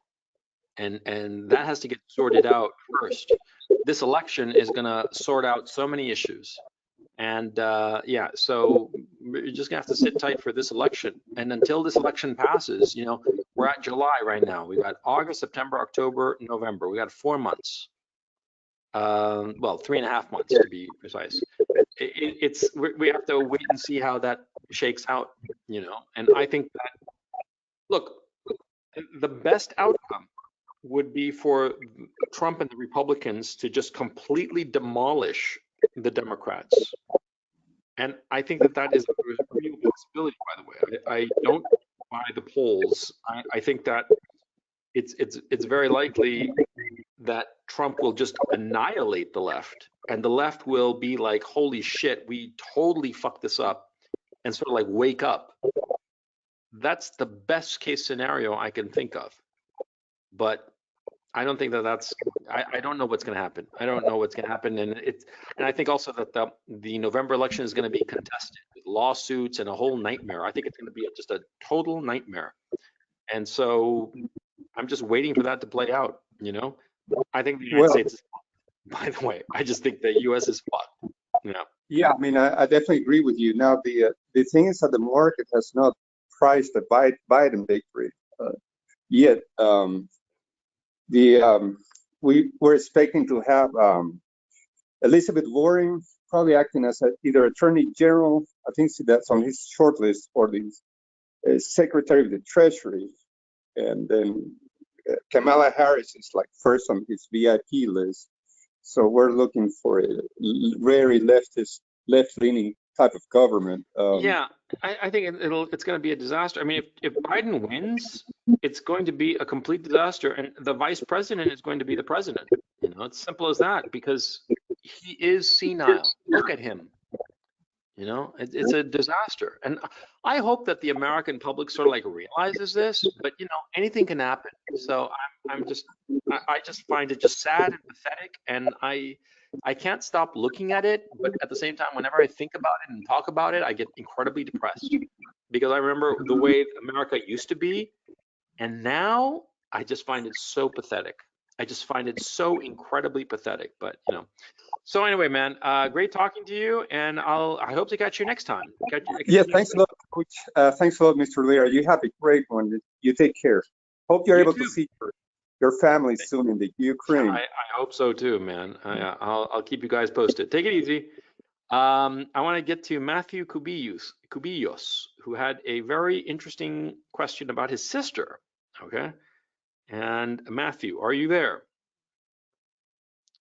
Matthew, are you there? Hello, Hi, can you hear me? Matthew. Hey, how's it going? Hi, I'm good. How are you? Pretty good. Can you speak up, please? We can hardly hear you. Yeah, okay. Can you hear me better now? Not really. How about Well, now? just ask the question. Okay. So my sister, she's gonna go into Oh, I college. can't hear you, Matthew. Can't hear you at all. Your microphone is just not working at all. Uh, Hello? hi, can you hear me? Yeah, I can't hear you. Okay, Matthew, I'm sorry, but I'm gonna have to mute you and I'll just read the question myself. Sorry about that. I mean, I wanted to have you on, but I can't hear you at all. Okay, so because I can see, and just so that you all know, when I unmute somebody, like a little green speaker appears, and when the person speaks, it sort of like flashes a little like a horn kind of thing, like the person is talking. But when Matthew was talking, I didn't hear anything. So I think that there's something screwed up there. I think that his levels are too low. So anyway, let me get to his question, which is, oops, where did he go? Where did he go? Oh yeah, here it is. I'll read it to you. Hi, Coach. Thank you for the informative webinar. You're welcome. My question is not about myself, but about my sister. I'm 18 and she is 16, and we both live in the US. I found the examples you provided of yourself and Stephen very interesting because they made me think of my sister's situation. I don't know who Stephen is. She is an outstanding pianist and has won several first place awards at both local and even international. The Stephen, that guy, yeah. She has won several first place awards at both local and even international competitions. Good for her. However, my dad, an engineer, wants her to pursue a degree in finance in addition to the music degree she wishes to pursue. I feel that this would be a mistake because she has already found that she loves and is good at piano, and because I think by double majoring she is playing to lose. Any help would be appreciated. I disagree. I think that your dad is pretty much right. See, having a successful music career, a truly successful music career, is extremely difficult. Okay, and you know, wanting it and practicing are just not enough. Sometimes you can practice for 20 hours a day for 10 years and you still don't make it. Okay, it's as simple as that. Because some people, no matter how good they are and how much they practice at it, and no matter how much talent they have, there's always somebody better. And sometimes it just doesn't happen for you. Okay, and so it's smart to develop a degree in something else just in case. If she can pursue both finance and piano at the same time, then no problem. See, there is a difference between when you come to a forking path, a fork in the road, and there's two roads, there's X road and Y road. That's one thing. But many times you can pursue both paths simultaneously, if only for a bit. And there's nothing wrong with that. Okay? She is 16 years old. She's too young. It could be that she hits 20, 22, 25, and she hits her ceiling insofar as her piano playing. And all of a sudden she's 25 and she has no other skill. She hasn't learned any other skill that she could pursue. See? So my mode of working or thinking is I try to pursue parallel courses for as long as possible and delay the point where I have to forego one thing and choose the other. Okay? In everything in my life. But I'm always very aware when I'm doing that. And I always calculate whether the two possibilities are viable. Okay? You want to have a plan A, but also a plan B, and pursue plan B diligently. Don't half-ass it. Do it fully. And she has the possibility of double majoring in music and finance. Nothing wrong with that. Okay. And in point of fact, it could be that because of her finance degree, she winds up working in the music industry, not perhaps as a pianist, because it could well happen that she reaches like a ceiling in her ability. But because of her financial skill and because of her knowledge of the business, she could become very, very successful in the music business. The classical music business is very, very lucrative because we always talk about the record business like, you know, rap music and rock music and whatnot.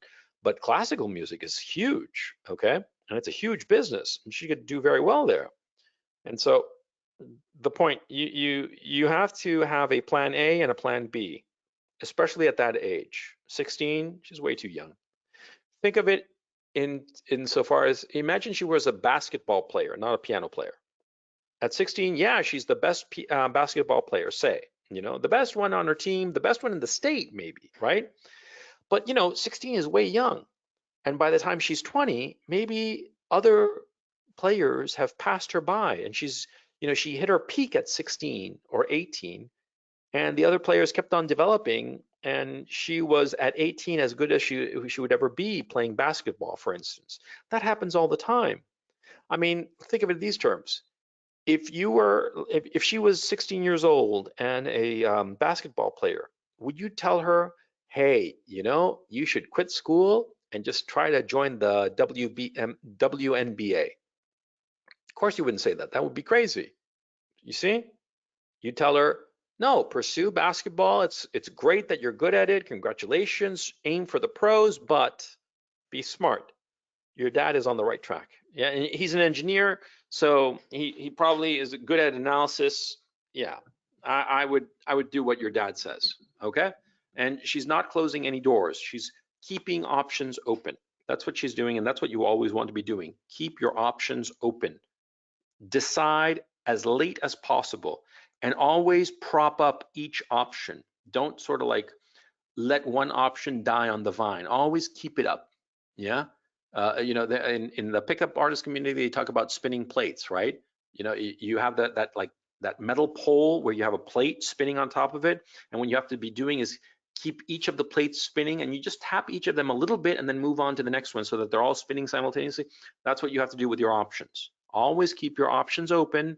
Always keep them propped up and functional before you decide. Okay. Okay. Any other question? Let me see. Wait. Okay, let me. Oh, Kian has a question. Let me hit Kian. Kian. Kian, are you there? Hello. Hello. Hey, how's it going? How's it going? By the way, before I ask this question, it's funny that music question with the guy's sister. I have the exact opposite problem.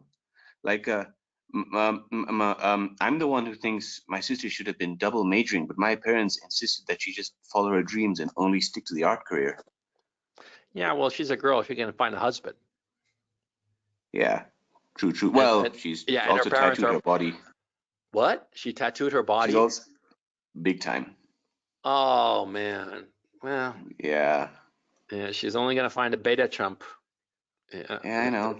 It was funny because she has like she posted a music video that she made, and her boyfriend commented in the YouTube comment section, "I know this goddess. She is going places." And is she going places? Hand to heart.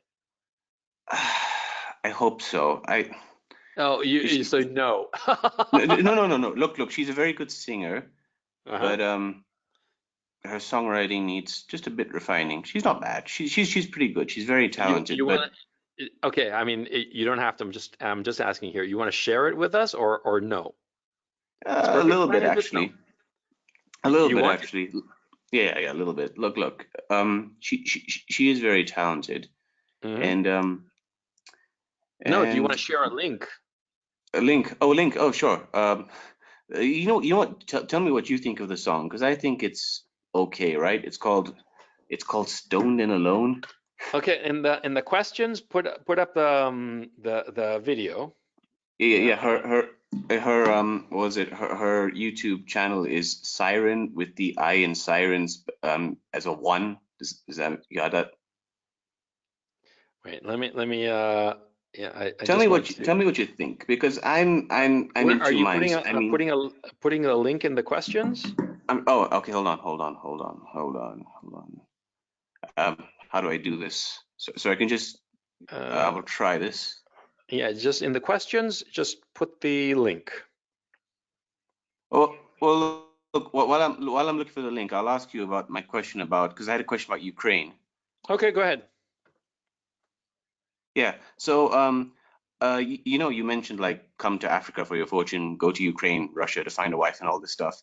But I've been talking to a lot of, you know, people from the Caucasus and black people who live in Russia and Ukraine. Now, I don't know how true this is, all right? So maybe you can tell me, how bad is racism in places like Ukraine? Now, I use that very, you know, because I'm not a guy who, you know me, I agree that a lot of racism is conspiracy, but what do you think there? Well, yeah, there is a bit of racism, but how can I put it? See, the notion of the West of like, oh, we should all like love each other and kumbaya and shit like that, that's kind of absurd. Okay, because people who are different have always been rejected by a majority. That's perfectly normal. Okay, because it's like you care more about your family, your immediate family, your parents, your siblings, your own children. You care more about them. And then your cousins, you care about them, but a little bit less. And those distant cousins, even less. And your friends, your close friends, you care for them more. But the ones who are not so close, you care for them a little bit less. And if they're a little bit too different from you, you know, some stranger that passes along, you don't really give a shit about them, one way or the other. And if they're radically different, you can easily reject them or want nothing to do with them. And especially if they decide that they want to fuck around with your shit and change shit, you're like, fuck you, get away from me, you know? So I don't see much of a problem. I personally find this whole notion of like everybody's a racist and shit like that, I find it trivially true, because we are all racist, yes, because we are all people who make inferences about other races based on the observed data. And we dislike other people of other races just because they're not like us, because human beings are hardwired to prefer people who are just like them. It's normal, okay? That's why we care about our own children far more than what you call it, than somebody else's children. I mean, I love my children. If I came across two children who are 7 and 5 like they are, but they're not mine, I could give a shit about them. I mean, I hope nothing happens to them, yeah, but I don't care, you know, because they're not mine, you know. And if they're annoying, you know, if they start to cry and shit, I'll be like, fuck these kids, you know, these kids that are not mine, right? And when my kids cry, I'm like, oh, it's okay, you know, and I comfort them. But random kids, I tell the parents, shut the fucking kids up, you know. I mean, this is normal. To dislike things that are different or have nothing to do with you is not, there's nothing wrong with that, okay? And anybody who claims otherwise is just full of shit, okay? Okay, let me, so there's that question. And yeah, there's racism and whatnot, but like, look, if people are racist towards other groups when they fuck shit up, when they commit crimes, when they commit mayhem and whatnot. There is this great Twitter video that appeared the other day, yesterday, this black guy. And he was saying, you know why the police never fuck with me? Because I don't break the fucking law, okay? And he went on this rant, and it was really fucking funny. He was saying, you know, there's nothing wrong with the police because I don't fuck with them. You know, if they stop me because I'm speeding, I'm polite to them. I give them my papers and driver's license, and that's that, and I get the ticket, right? I don't resist arrest. If they decide to arrest me because I'm drunk driving or whatever, I don't resist it, because they're supposed to put you under control and arrest you when you know they decide to detain you. And to resist it is just stupid, okay? But that's sort of like my point. I mean, the point I'm trying to make is that, see, if you behave like the people in your environment, there's no reason why the other people in that environment are going to have any problem with you. And you ask me, is there racism in Ukraine or Belarus or Russia or wherever? Sure there is, but at the same time, if you just act like everybody else, nobody's going to hassle you. Why would they? You don't hassle somebody who's just acting normally, see? So that's my position on the whole thing. I think the whole issue of racism is just so much bullshit for a lot of people who want to feel special about themselves. But, you know, that's just me. Anyway, where's the link, man? Yeah, I've been trying to paste, but I'm gonna just have to write down the link like manually. Oh, it doesn't paste. Is it allowed to paste? It doesn't allow to paste, unfortunately. So I'm writing out manually, but you know. Okay, it's a YouTube channel. Yeah.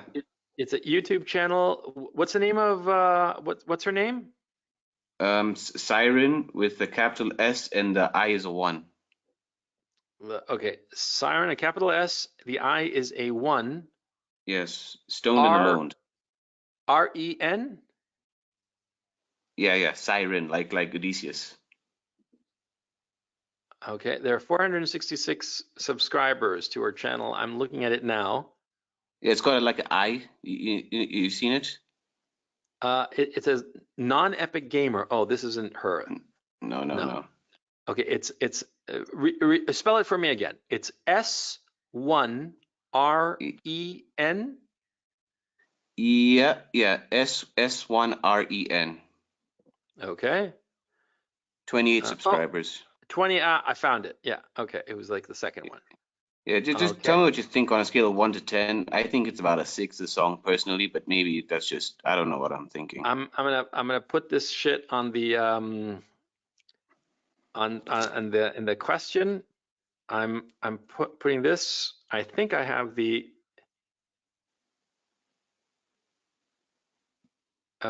sent to all. Oh no. Well, I put it in the wrong place. I put an answer to a question that DJ Headache had. Oh so no. let me put it to an answer to your question. Oh, I didn't know they'd had this functionality. This is really cool that you can post an answer directly to a question. In the question box, when you get to Kian Kurji's name, at 748 was his question, I posted a link. And I think that you can,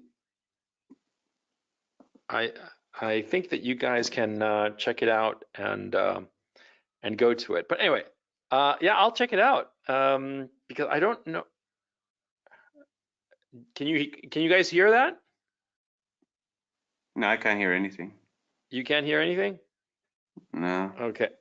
That's fine, Yeah, it's nice enough. I listened to a little bit of it. Yeah, it's nice enough, but yeah. tell her not to quit her day job. Yeah, that's what I'm saying. Don't quit the day job, but Yeah, no, it's that the problem is that, see, in the arts, especially in music, see, being successful has nothing to do with talent, and it has everything to do with being hyped and positioned by other people who have bigger audiences, bigger platforms. Yeah, Okay. totally agree. Back in 1999, I visited San Francisco to visit some friends there and whatnot and have a good time. And I was there, and at one point I was in Haight-Ashbury, and I went through to some CD store, right? And they had this the CD by a singer called Seela, S-E-E-L-A, and the CD was called Something Happened. And I bought it on a whim. It was like 99 cents or something like that. It was no big deal. So I bought it on a whim because I actually liked the cover. I thought that the cover was really clever photography. And what happened was that I bought this album by, like I said, Seela, S-E-E-L-A, Something Happened. It's really great. It's a great little indie album, like typical indie album of the 90s kind of vibe to it, lo-fi, that kind of thing. Great songs. I really enjoyed them, right? And I asked myself, how come she's not more successful? She ought to be. And there have been other artists along the way that I've come across. They're very obscure, and they're pretty talented. They have like decent songs, good songs, some of them really good songs, but they never clicked. And it's because, that business, it depends on human relationships. And there are some artists who become huge and their songs are kind of crappy, if you ask me. They're monotonous and repetitive, and it's recorded on machines, and so it's just like very, the beat is like perfect. There's no feel to the songs. I don't particularly care for them, but they're huge. Millions of copies sold. Everybody listens to this shit. And that leads me to conclude that that kind of business is a business that talent means nothing, and it's all about who you know and how you get plugged in. So yeah, I think that it's a mistake to pursue that kind of career. But if your parents are pushing that on her and she's like all gung ho, well, no, she wants that, but I'm the only voice who's like kind of saying, find something else as well. being good at art is not a reason for failing at math and science. You know, that's my. Yeah, I would agree. Well, what's going on there is also it could be. I don't mean to be impertinent, okay? No, But it please, could be please, that be your impertinent as parents, you want. You know. yeah, but your parents could be worried about not losing the relationship with your sister, and so they're like, okay, we won't fight her on this, because if we fight her on this, maybe she'll cut off contact. You told me that she's in South Africa, right?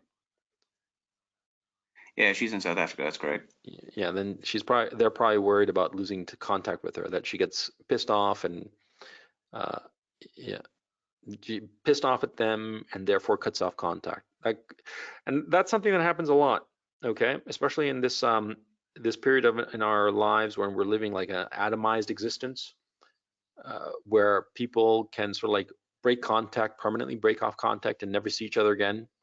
I think that because of it, we're very reluctant to tell people the truth. The people we love, tell them the truth, because we're afraid that they'll cut off contact with us, and therefore we'll lose the relationship by telling them the truth, even though they ought to hear the truth. You know what I mean? And we got problems with her, like the tattoos especially, just really bad. Yeah. Like the first time she got one, she got a little tiny scolding, and you know, my mom was the only one who like shouted at her, and then just to spite her, she got an even shittier one on her hand, and that was just to spite her. She's got issues, man. Yeah. Yeah. Sorry to hear that. I'm really, really sorry. Yeah. But yeah, it happens. Okay, man. Great talking to you. Take it easy. Catch you next week, I hope. Great to you. Yeah, sure. All the best. Let me see.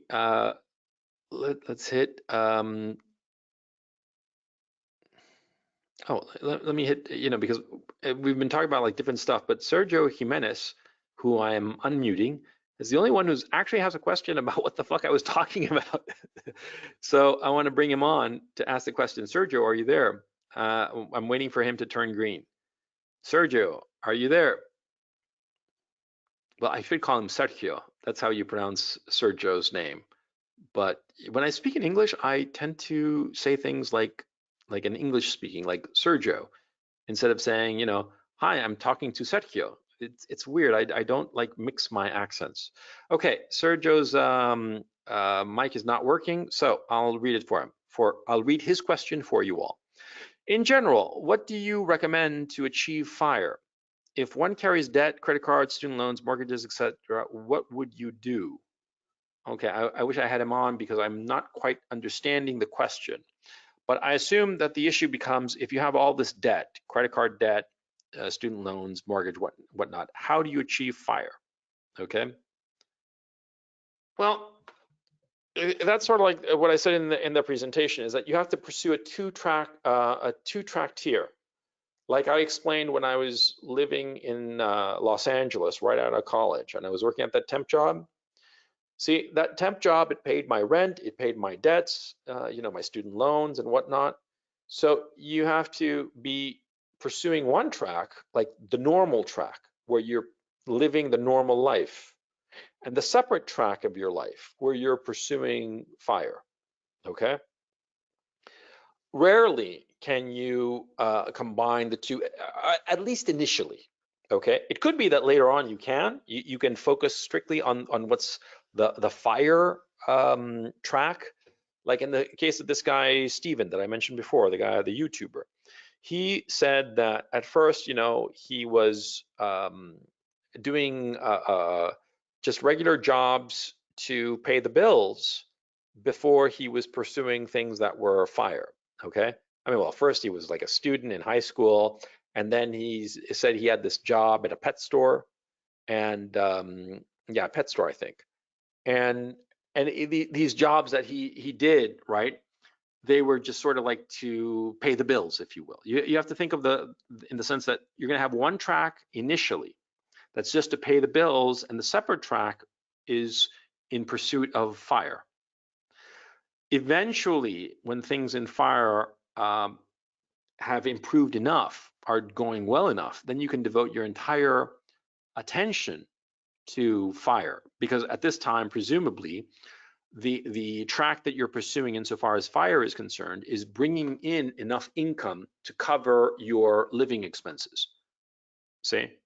But you also have to think to yourself in the following. If you are pursuing something in fire, and after, say, 6 months or a year, it is not producing enough income to finance your regular life, then it's probably not a track you want to continue to pursue. It could be that the payoff takes several years. That happens in certain cases, okay? But not usually. Usually what will happen is that if you pursue a track that's fire, that will provide financial independence, that track will be producing an income on its own in relatively short order. Like I said, 6 months to a year. Okay, stretch it out to 2 years, between 6 and 24 months, but it will provide it at some point. If it's not providing it, then it's unlikely that it will provide you with financial independence. I mean, think about it. If you devote 2 years of your life to something, to some other activity, you have a regular job, like in my case. Imagine I had been working at a temp job for 2 years, and at the same time pursuing a writing career. And after 2 years, I had nothing to show for it. I mean, I'd written a bunch of shit, but no sale. Then the question would be like, well, why the fuck are you pursuing writing? You're obviously not good at it. You haven't sold anything in 2 years. What's the point of it? See? I mean, in my own case, I actually started earning money within 2-3 months of arriving in LA. It wasn't enough to live on permanently, but I was earning money as a writer, like I said, 90 days in, you know, less than that, like 2 months. See? It was that initial taste that said, okay, I can pursue this. And it took me a while to hit it big, but I did, okay? And it was less than 2 years. It was 15 months, yeah. So 15 months where I could just like quit the temp job and just full-time writing. But yeah, so you got to keep that in mind. You got to keep in mind that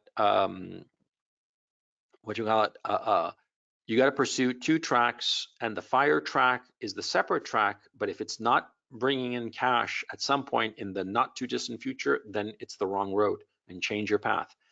DJ, where do you go? DJ Headache has a question. Let me hit up DJ Headache. DJ, how's it going? How you doing, Coach? Pretty good, pretty Can good. you hear What's me, up? Coach? Yeah, I hear you fine. All What's right, on your so mind?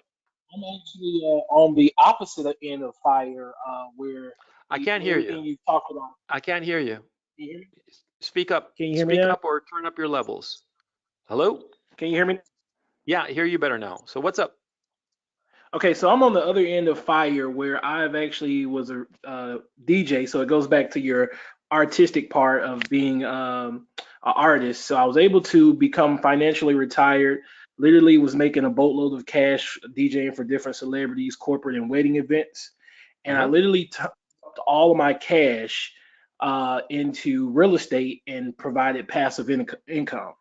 Right. And my fire, the reason behind it at the time is my parents had me at an older age. They was in their late 30s for my mom, early 40s for my dad. So I wanted to be able to see them off as you know, they retired, make sure they were pretty much straight. So I knew working for a 9 to 5, I wouldn't have that much time off. I would be on somebody else's schedule. So my push was just to literally be able to take care of them. So for the last 7 years, I've literally been financially retired, taking care of them, going to hospital visits, everything. Now that they recently passed away in 2019, plus I got divorced because I didn't listen to your first video that you put out on YouTube. Never date a woman over 25. That is my golden rule now. So I got divorced, and now I am bored as shit because I have nothing to do. So I was in the pursuit right before my dad passed to become an airline pilot, but then we and him joked about, do you really want to spend $125,000 to become a pilot? You know, yeah, you'll make the money in the long run, but starting off, they're gonna start you off at 45,000, and then plus the pandemic hits, I don't see the airline coming back as strong as it once was. Maybe 10 years from now. That's the thing that I would that's the thing that I'm doubtful. okay, that I don't think the airline industry is going to come back at all. You know, I think it'll be a shadow of its former self. I think that this whole lockdown has hit the economy so hard, and it'll take a year or so for the clear effects, the long-term effects to be apparent. I think that we're going to be in this hole for 5 years, 10 years, who knows? But to answer your question, see, yeah, you'd have to invest like 125,000 to be a commercial airline pilot. Yeah, you would have to probably sell off some properties and lose that passive income in order to finance it, right?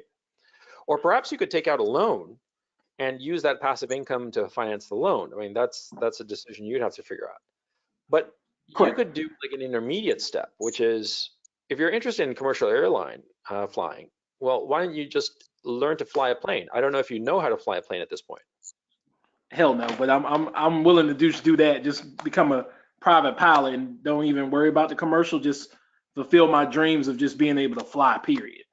Yeah, if I were you, I'd take that first step, figure that out first, you know, because it Okay. could be that you wind up learning to fly and you enjoy it, but you don't really enjoy it that much, and you don't really want to be a airline pilot, you know. It could very, very Gotcha. well be that, you know. I mean, you don't have to jump into the deep end of the pool right off the bat, you know. It's perfectly fine to take like little steps down the steps into the pool, you know, on the shallow end. And not Okay. even jump into the shallow end, but like I say, step in step by step to see if you like the water. There's nothing wrong with that. Okay. Okay. So playing like that is my suggestion. Okay. And then let me throw one other thing at you. True. Do you feel like this, I'll just call it depression, whatever we're going through, COVID, do you feel like this will be worse than '08, similar to '08, or Oh, it's not as worse. bad? It's worse, man. It's worse. It's far worse. See, so yeah, this shit's gonna get really, really bad. It's already really, really bad. Lots of cities in the States are on fire. The police in Seattle just said to everybody in Seattle, they said basically, you're on your own. We're not gonna help you. We're not gonna protect your business. We're not gonna protect your homes. Holy fucking shit. They basically gave Antifa carte blanche to go and burn up the whole fucking city, you know? So, Gotcha. dude, this shit is gonna get so goddamn bad, you know?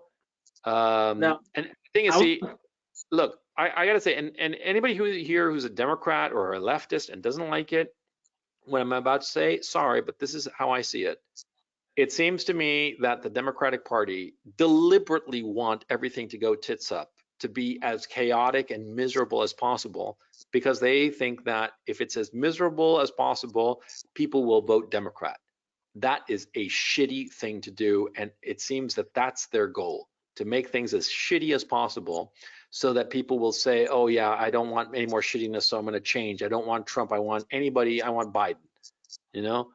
I think that that's their calculation. I think that that's fucking horrible, okay?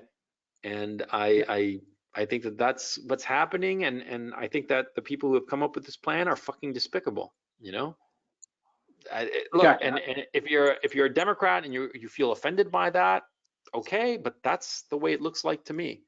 Like with all these fucking Democratic politicians saying that you know, supporting the quote unquote protesters, they're setting cities on fucking fire, man. Come on.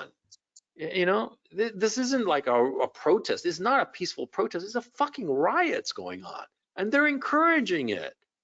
Man, fucking assholes as far as I'm concerned. But you know, opinions are like assholes. Everybody's got one, you know. So yeah. But anyway, what else, DJ? What else is on your mind?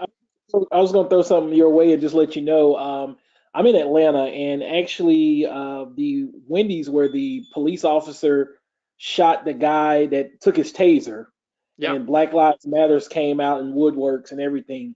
That same Wendy's restaurant, I know you didn't hear about it. Actually, I think an 8-year-old girl got shot as well. Black on black crime. Didn't say even a make the thing. news. Didn't Didn't nobody even. come out, and we were outraged. Like we're like, where's Black Lives Matters now? When it's somebody that literally did not take a police taser and shoot it at the police officer. Well, see, if the know. shooter had been white, you know, then it would have been news, and better yet, a cop, black or white cop, it wouldn't have mattered. But yeah, black on black. Yeah. Well, what happened to Terry Crews? You know, Terry Crews Yeah. If you guys don't know, he's like an actor, like a wrestler, I think, or something like that. He seems a nice enough fellow. But he said, come on, man, it's all Black Lives Matter, all lives, period, matter, in the sense of like all human beings' lives matter and have value, intrinsic value, which is something perfectly normal. And they're like, no, you're a racist. You're a racist. We don't like you. They try to cancel this poor guy. He said something completely innocuous and totally Christian and decent of him. He said, like I said, in the sense of like every person's life matters. And why is it that like that little 8-year-old girl who got shot, her life doesn't matter because the shooter was also a black guy? Fuck you, man. That's just fucking. To tell you the truth, I think that an 8-year-old child's life is infinitely more valuable than some shithead who tries to take the taser and uses the taser of a fucking cop. Okay, because that guy, the guy who stole the taser and tried and shot it at the cop, shot the taser at the cop, he's a fucking moron. I mean, come on. You got to ask yourself, man, are we actually improving the average IQ of the world for this guy gone? Because only a fucking idiot would have done such a thing, right? Or stoned, or God knows what. But an 8-year-old child, come on, man. I mean, I've got a 7-year-old daughter. Yeah. If she died, I think I would lose my mind. Not kidding. If she died, and forget about if she was like shot, okay? I'd go out of my fucking mind, and I have nothing but the most tender and compassionate feelings towards the parent of that poor child who died like this, because I think that it's indescribable, it's impossible to understand, and it's frankly it's something that I don't want to understand or ever live through, because I think it would just I don't even want to contemplate it, to tell you the truth. And so that they didn't even mention that poor child's death, man, that's fucking low. That's just fucking low, and I have nothing but contempt. Sorry about the rant, man. I've been following this real careful, but like, yeah. Let me ask you something. What's the vibe? Are you black or white or something else? I'm actually black. Okay. Do you know other black people, and what do they think of the Black Lives Matter movement?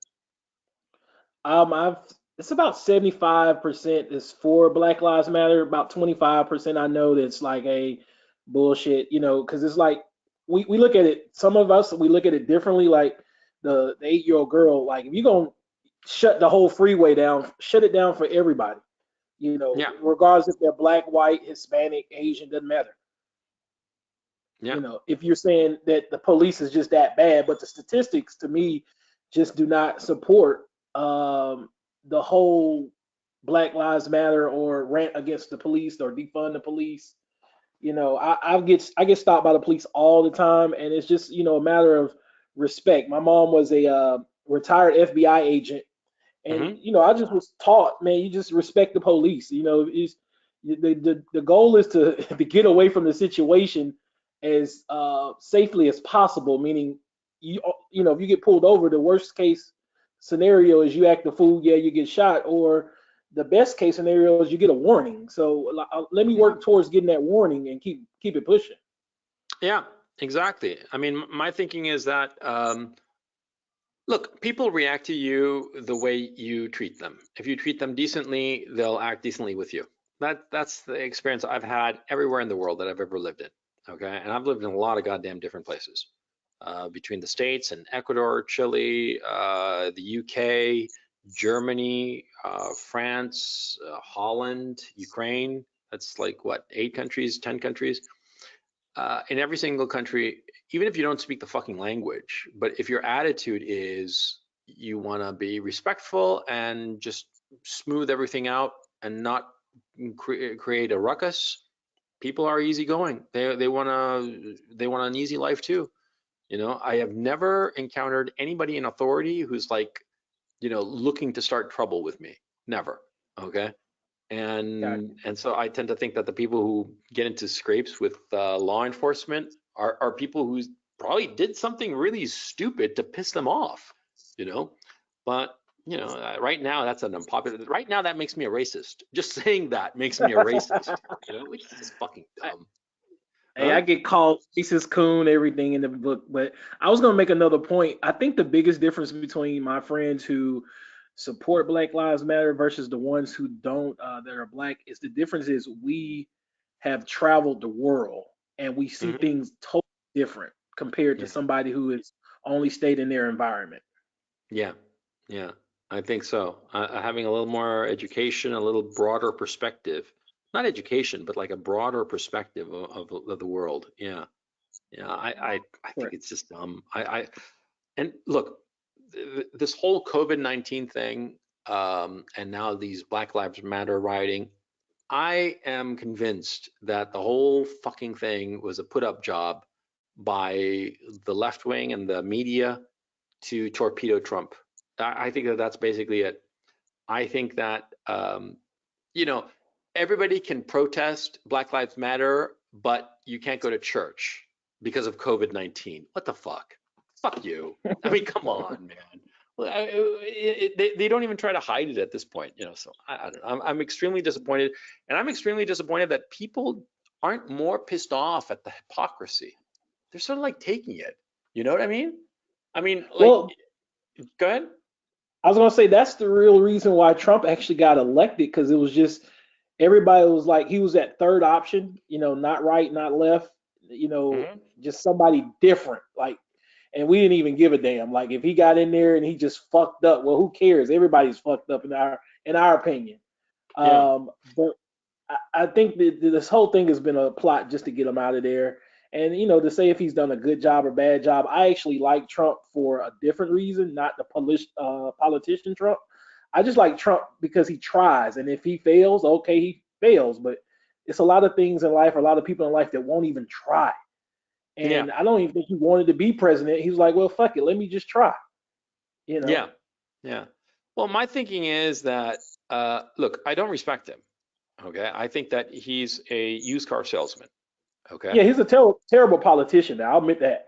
Yeah. Terrible. He's a guy who will tell you whatever you want to hear in order to make the sale. And I think that he went out to the voters and told them what they wanted to hear because it was actually happening, that a lot of people, middle class people, can't make it anymore. And this economy is going down the tubes for them. The middle class people and lower middle class people are being left behind. And he told them what they wanted to hear because it's their real experiences. And he expressed what was going on with them, but he didn't have any solutions to those problems. He was able to identify the problems, but not solve them. And that's the tragedy, it seems to me. But, you know, Joe Biden, man, oh man, who knows who's behind him, man? That's like a fucking black box. Okay, that guy. Have you guys seen him? He's a fucking what? I was gonna say a vote for Joe is really a vote for his VP. Yeah, yeah. Hey, and have you seen Kamala Harris's new plastic surgery or whatever the fuck happened to her face? You saw it. You saw it. Yeah. She looks like the fucking mask from V for Vengeance. What's that? The Guy Fawkes mask. You know what I'm talking about? Oh yeah.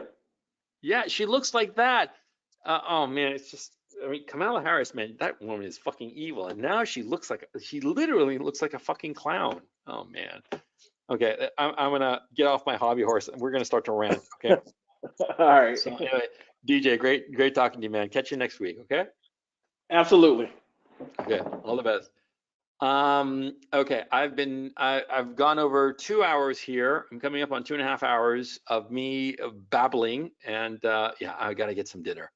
So I'm going to have to, because right now it's 8:45, and I haven't eaten anything since what, like 2 o'clock, 2 p.m. So I'm fucking starving, and I got to go pee.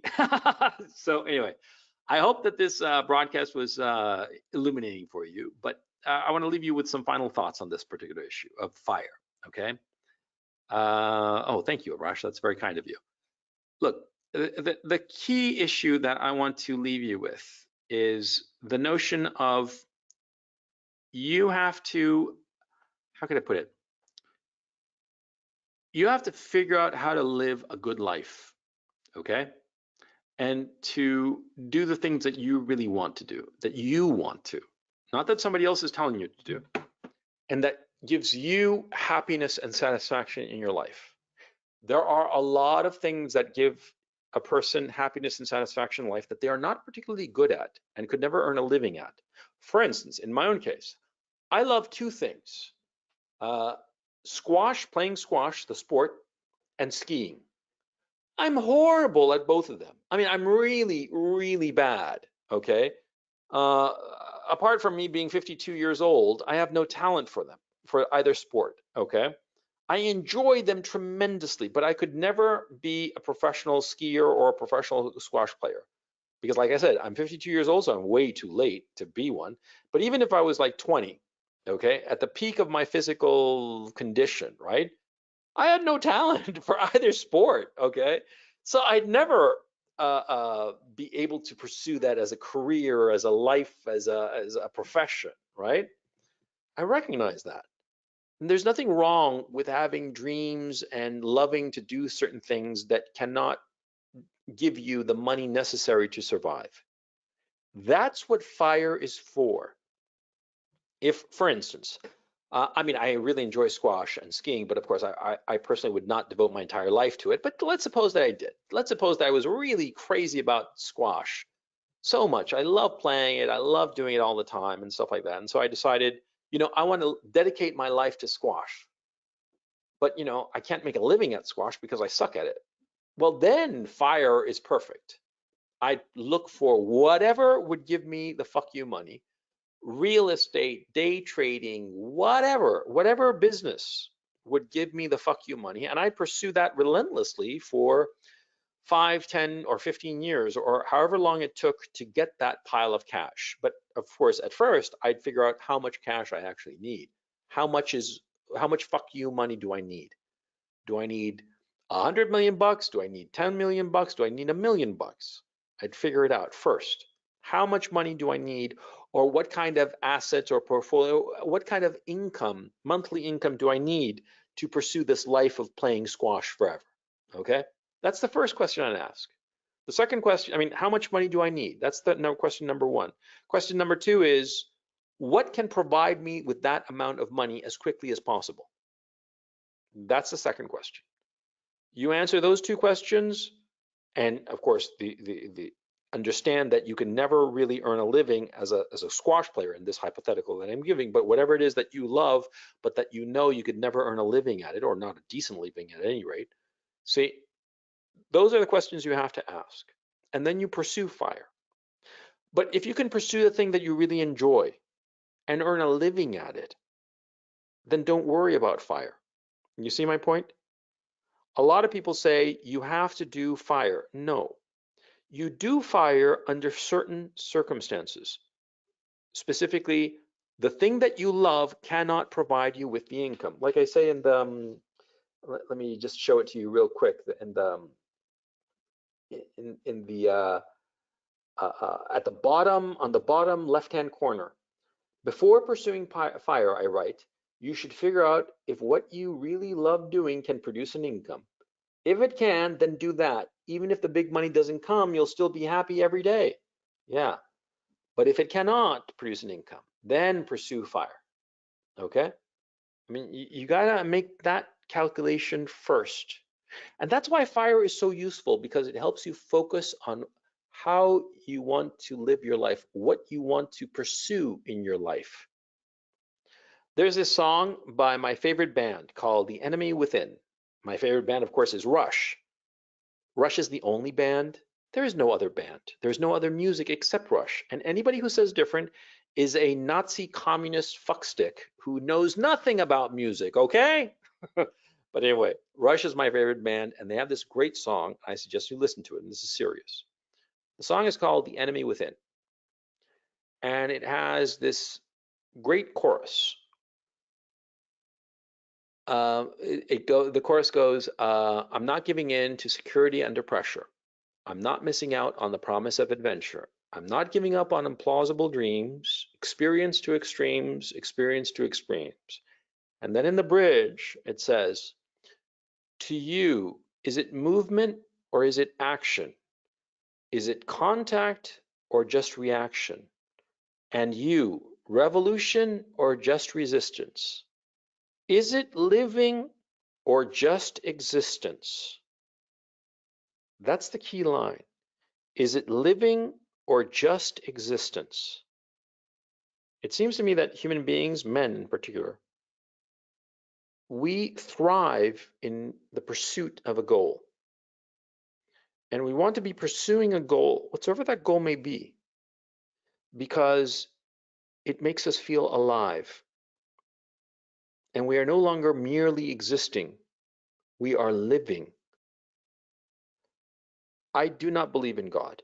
And if you do, I hope that you don't take offense. I mean no disrespect to any believer. I wish I believed. I think the people who believe in God find great comfort in it. And I wish I did, because sometimes, I wish I did believe in God, because sometimes I've needed that comfort that unfortunately I do not have. But the point I want to make is that, see, I don't believe in God, and I do believe that this is the only life we live. This is it. We're never going to have another. And so you want to be living a life, not merely existing.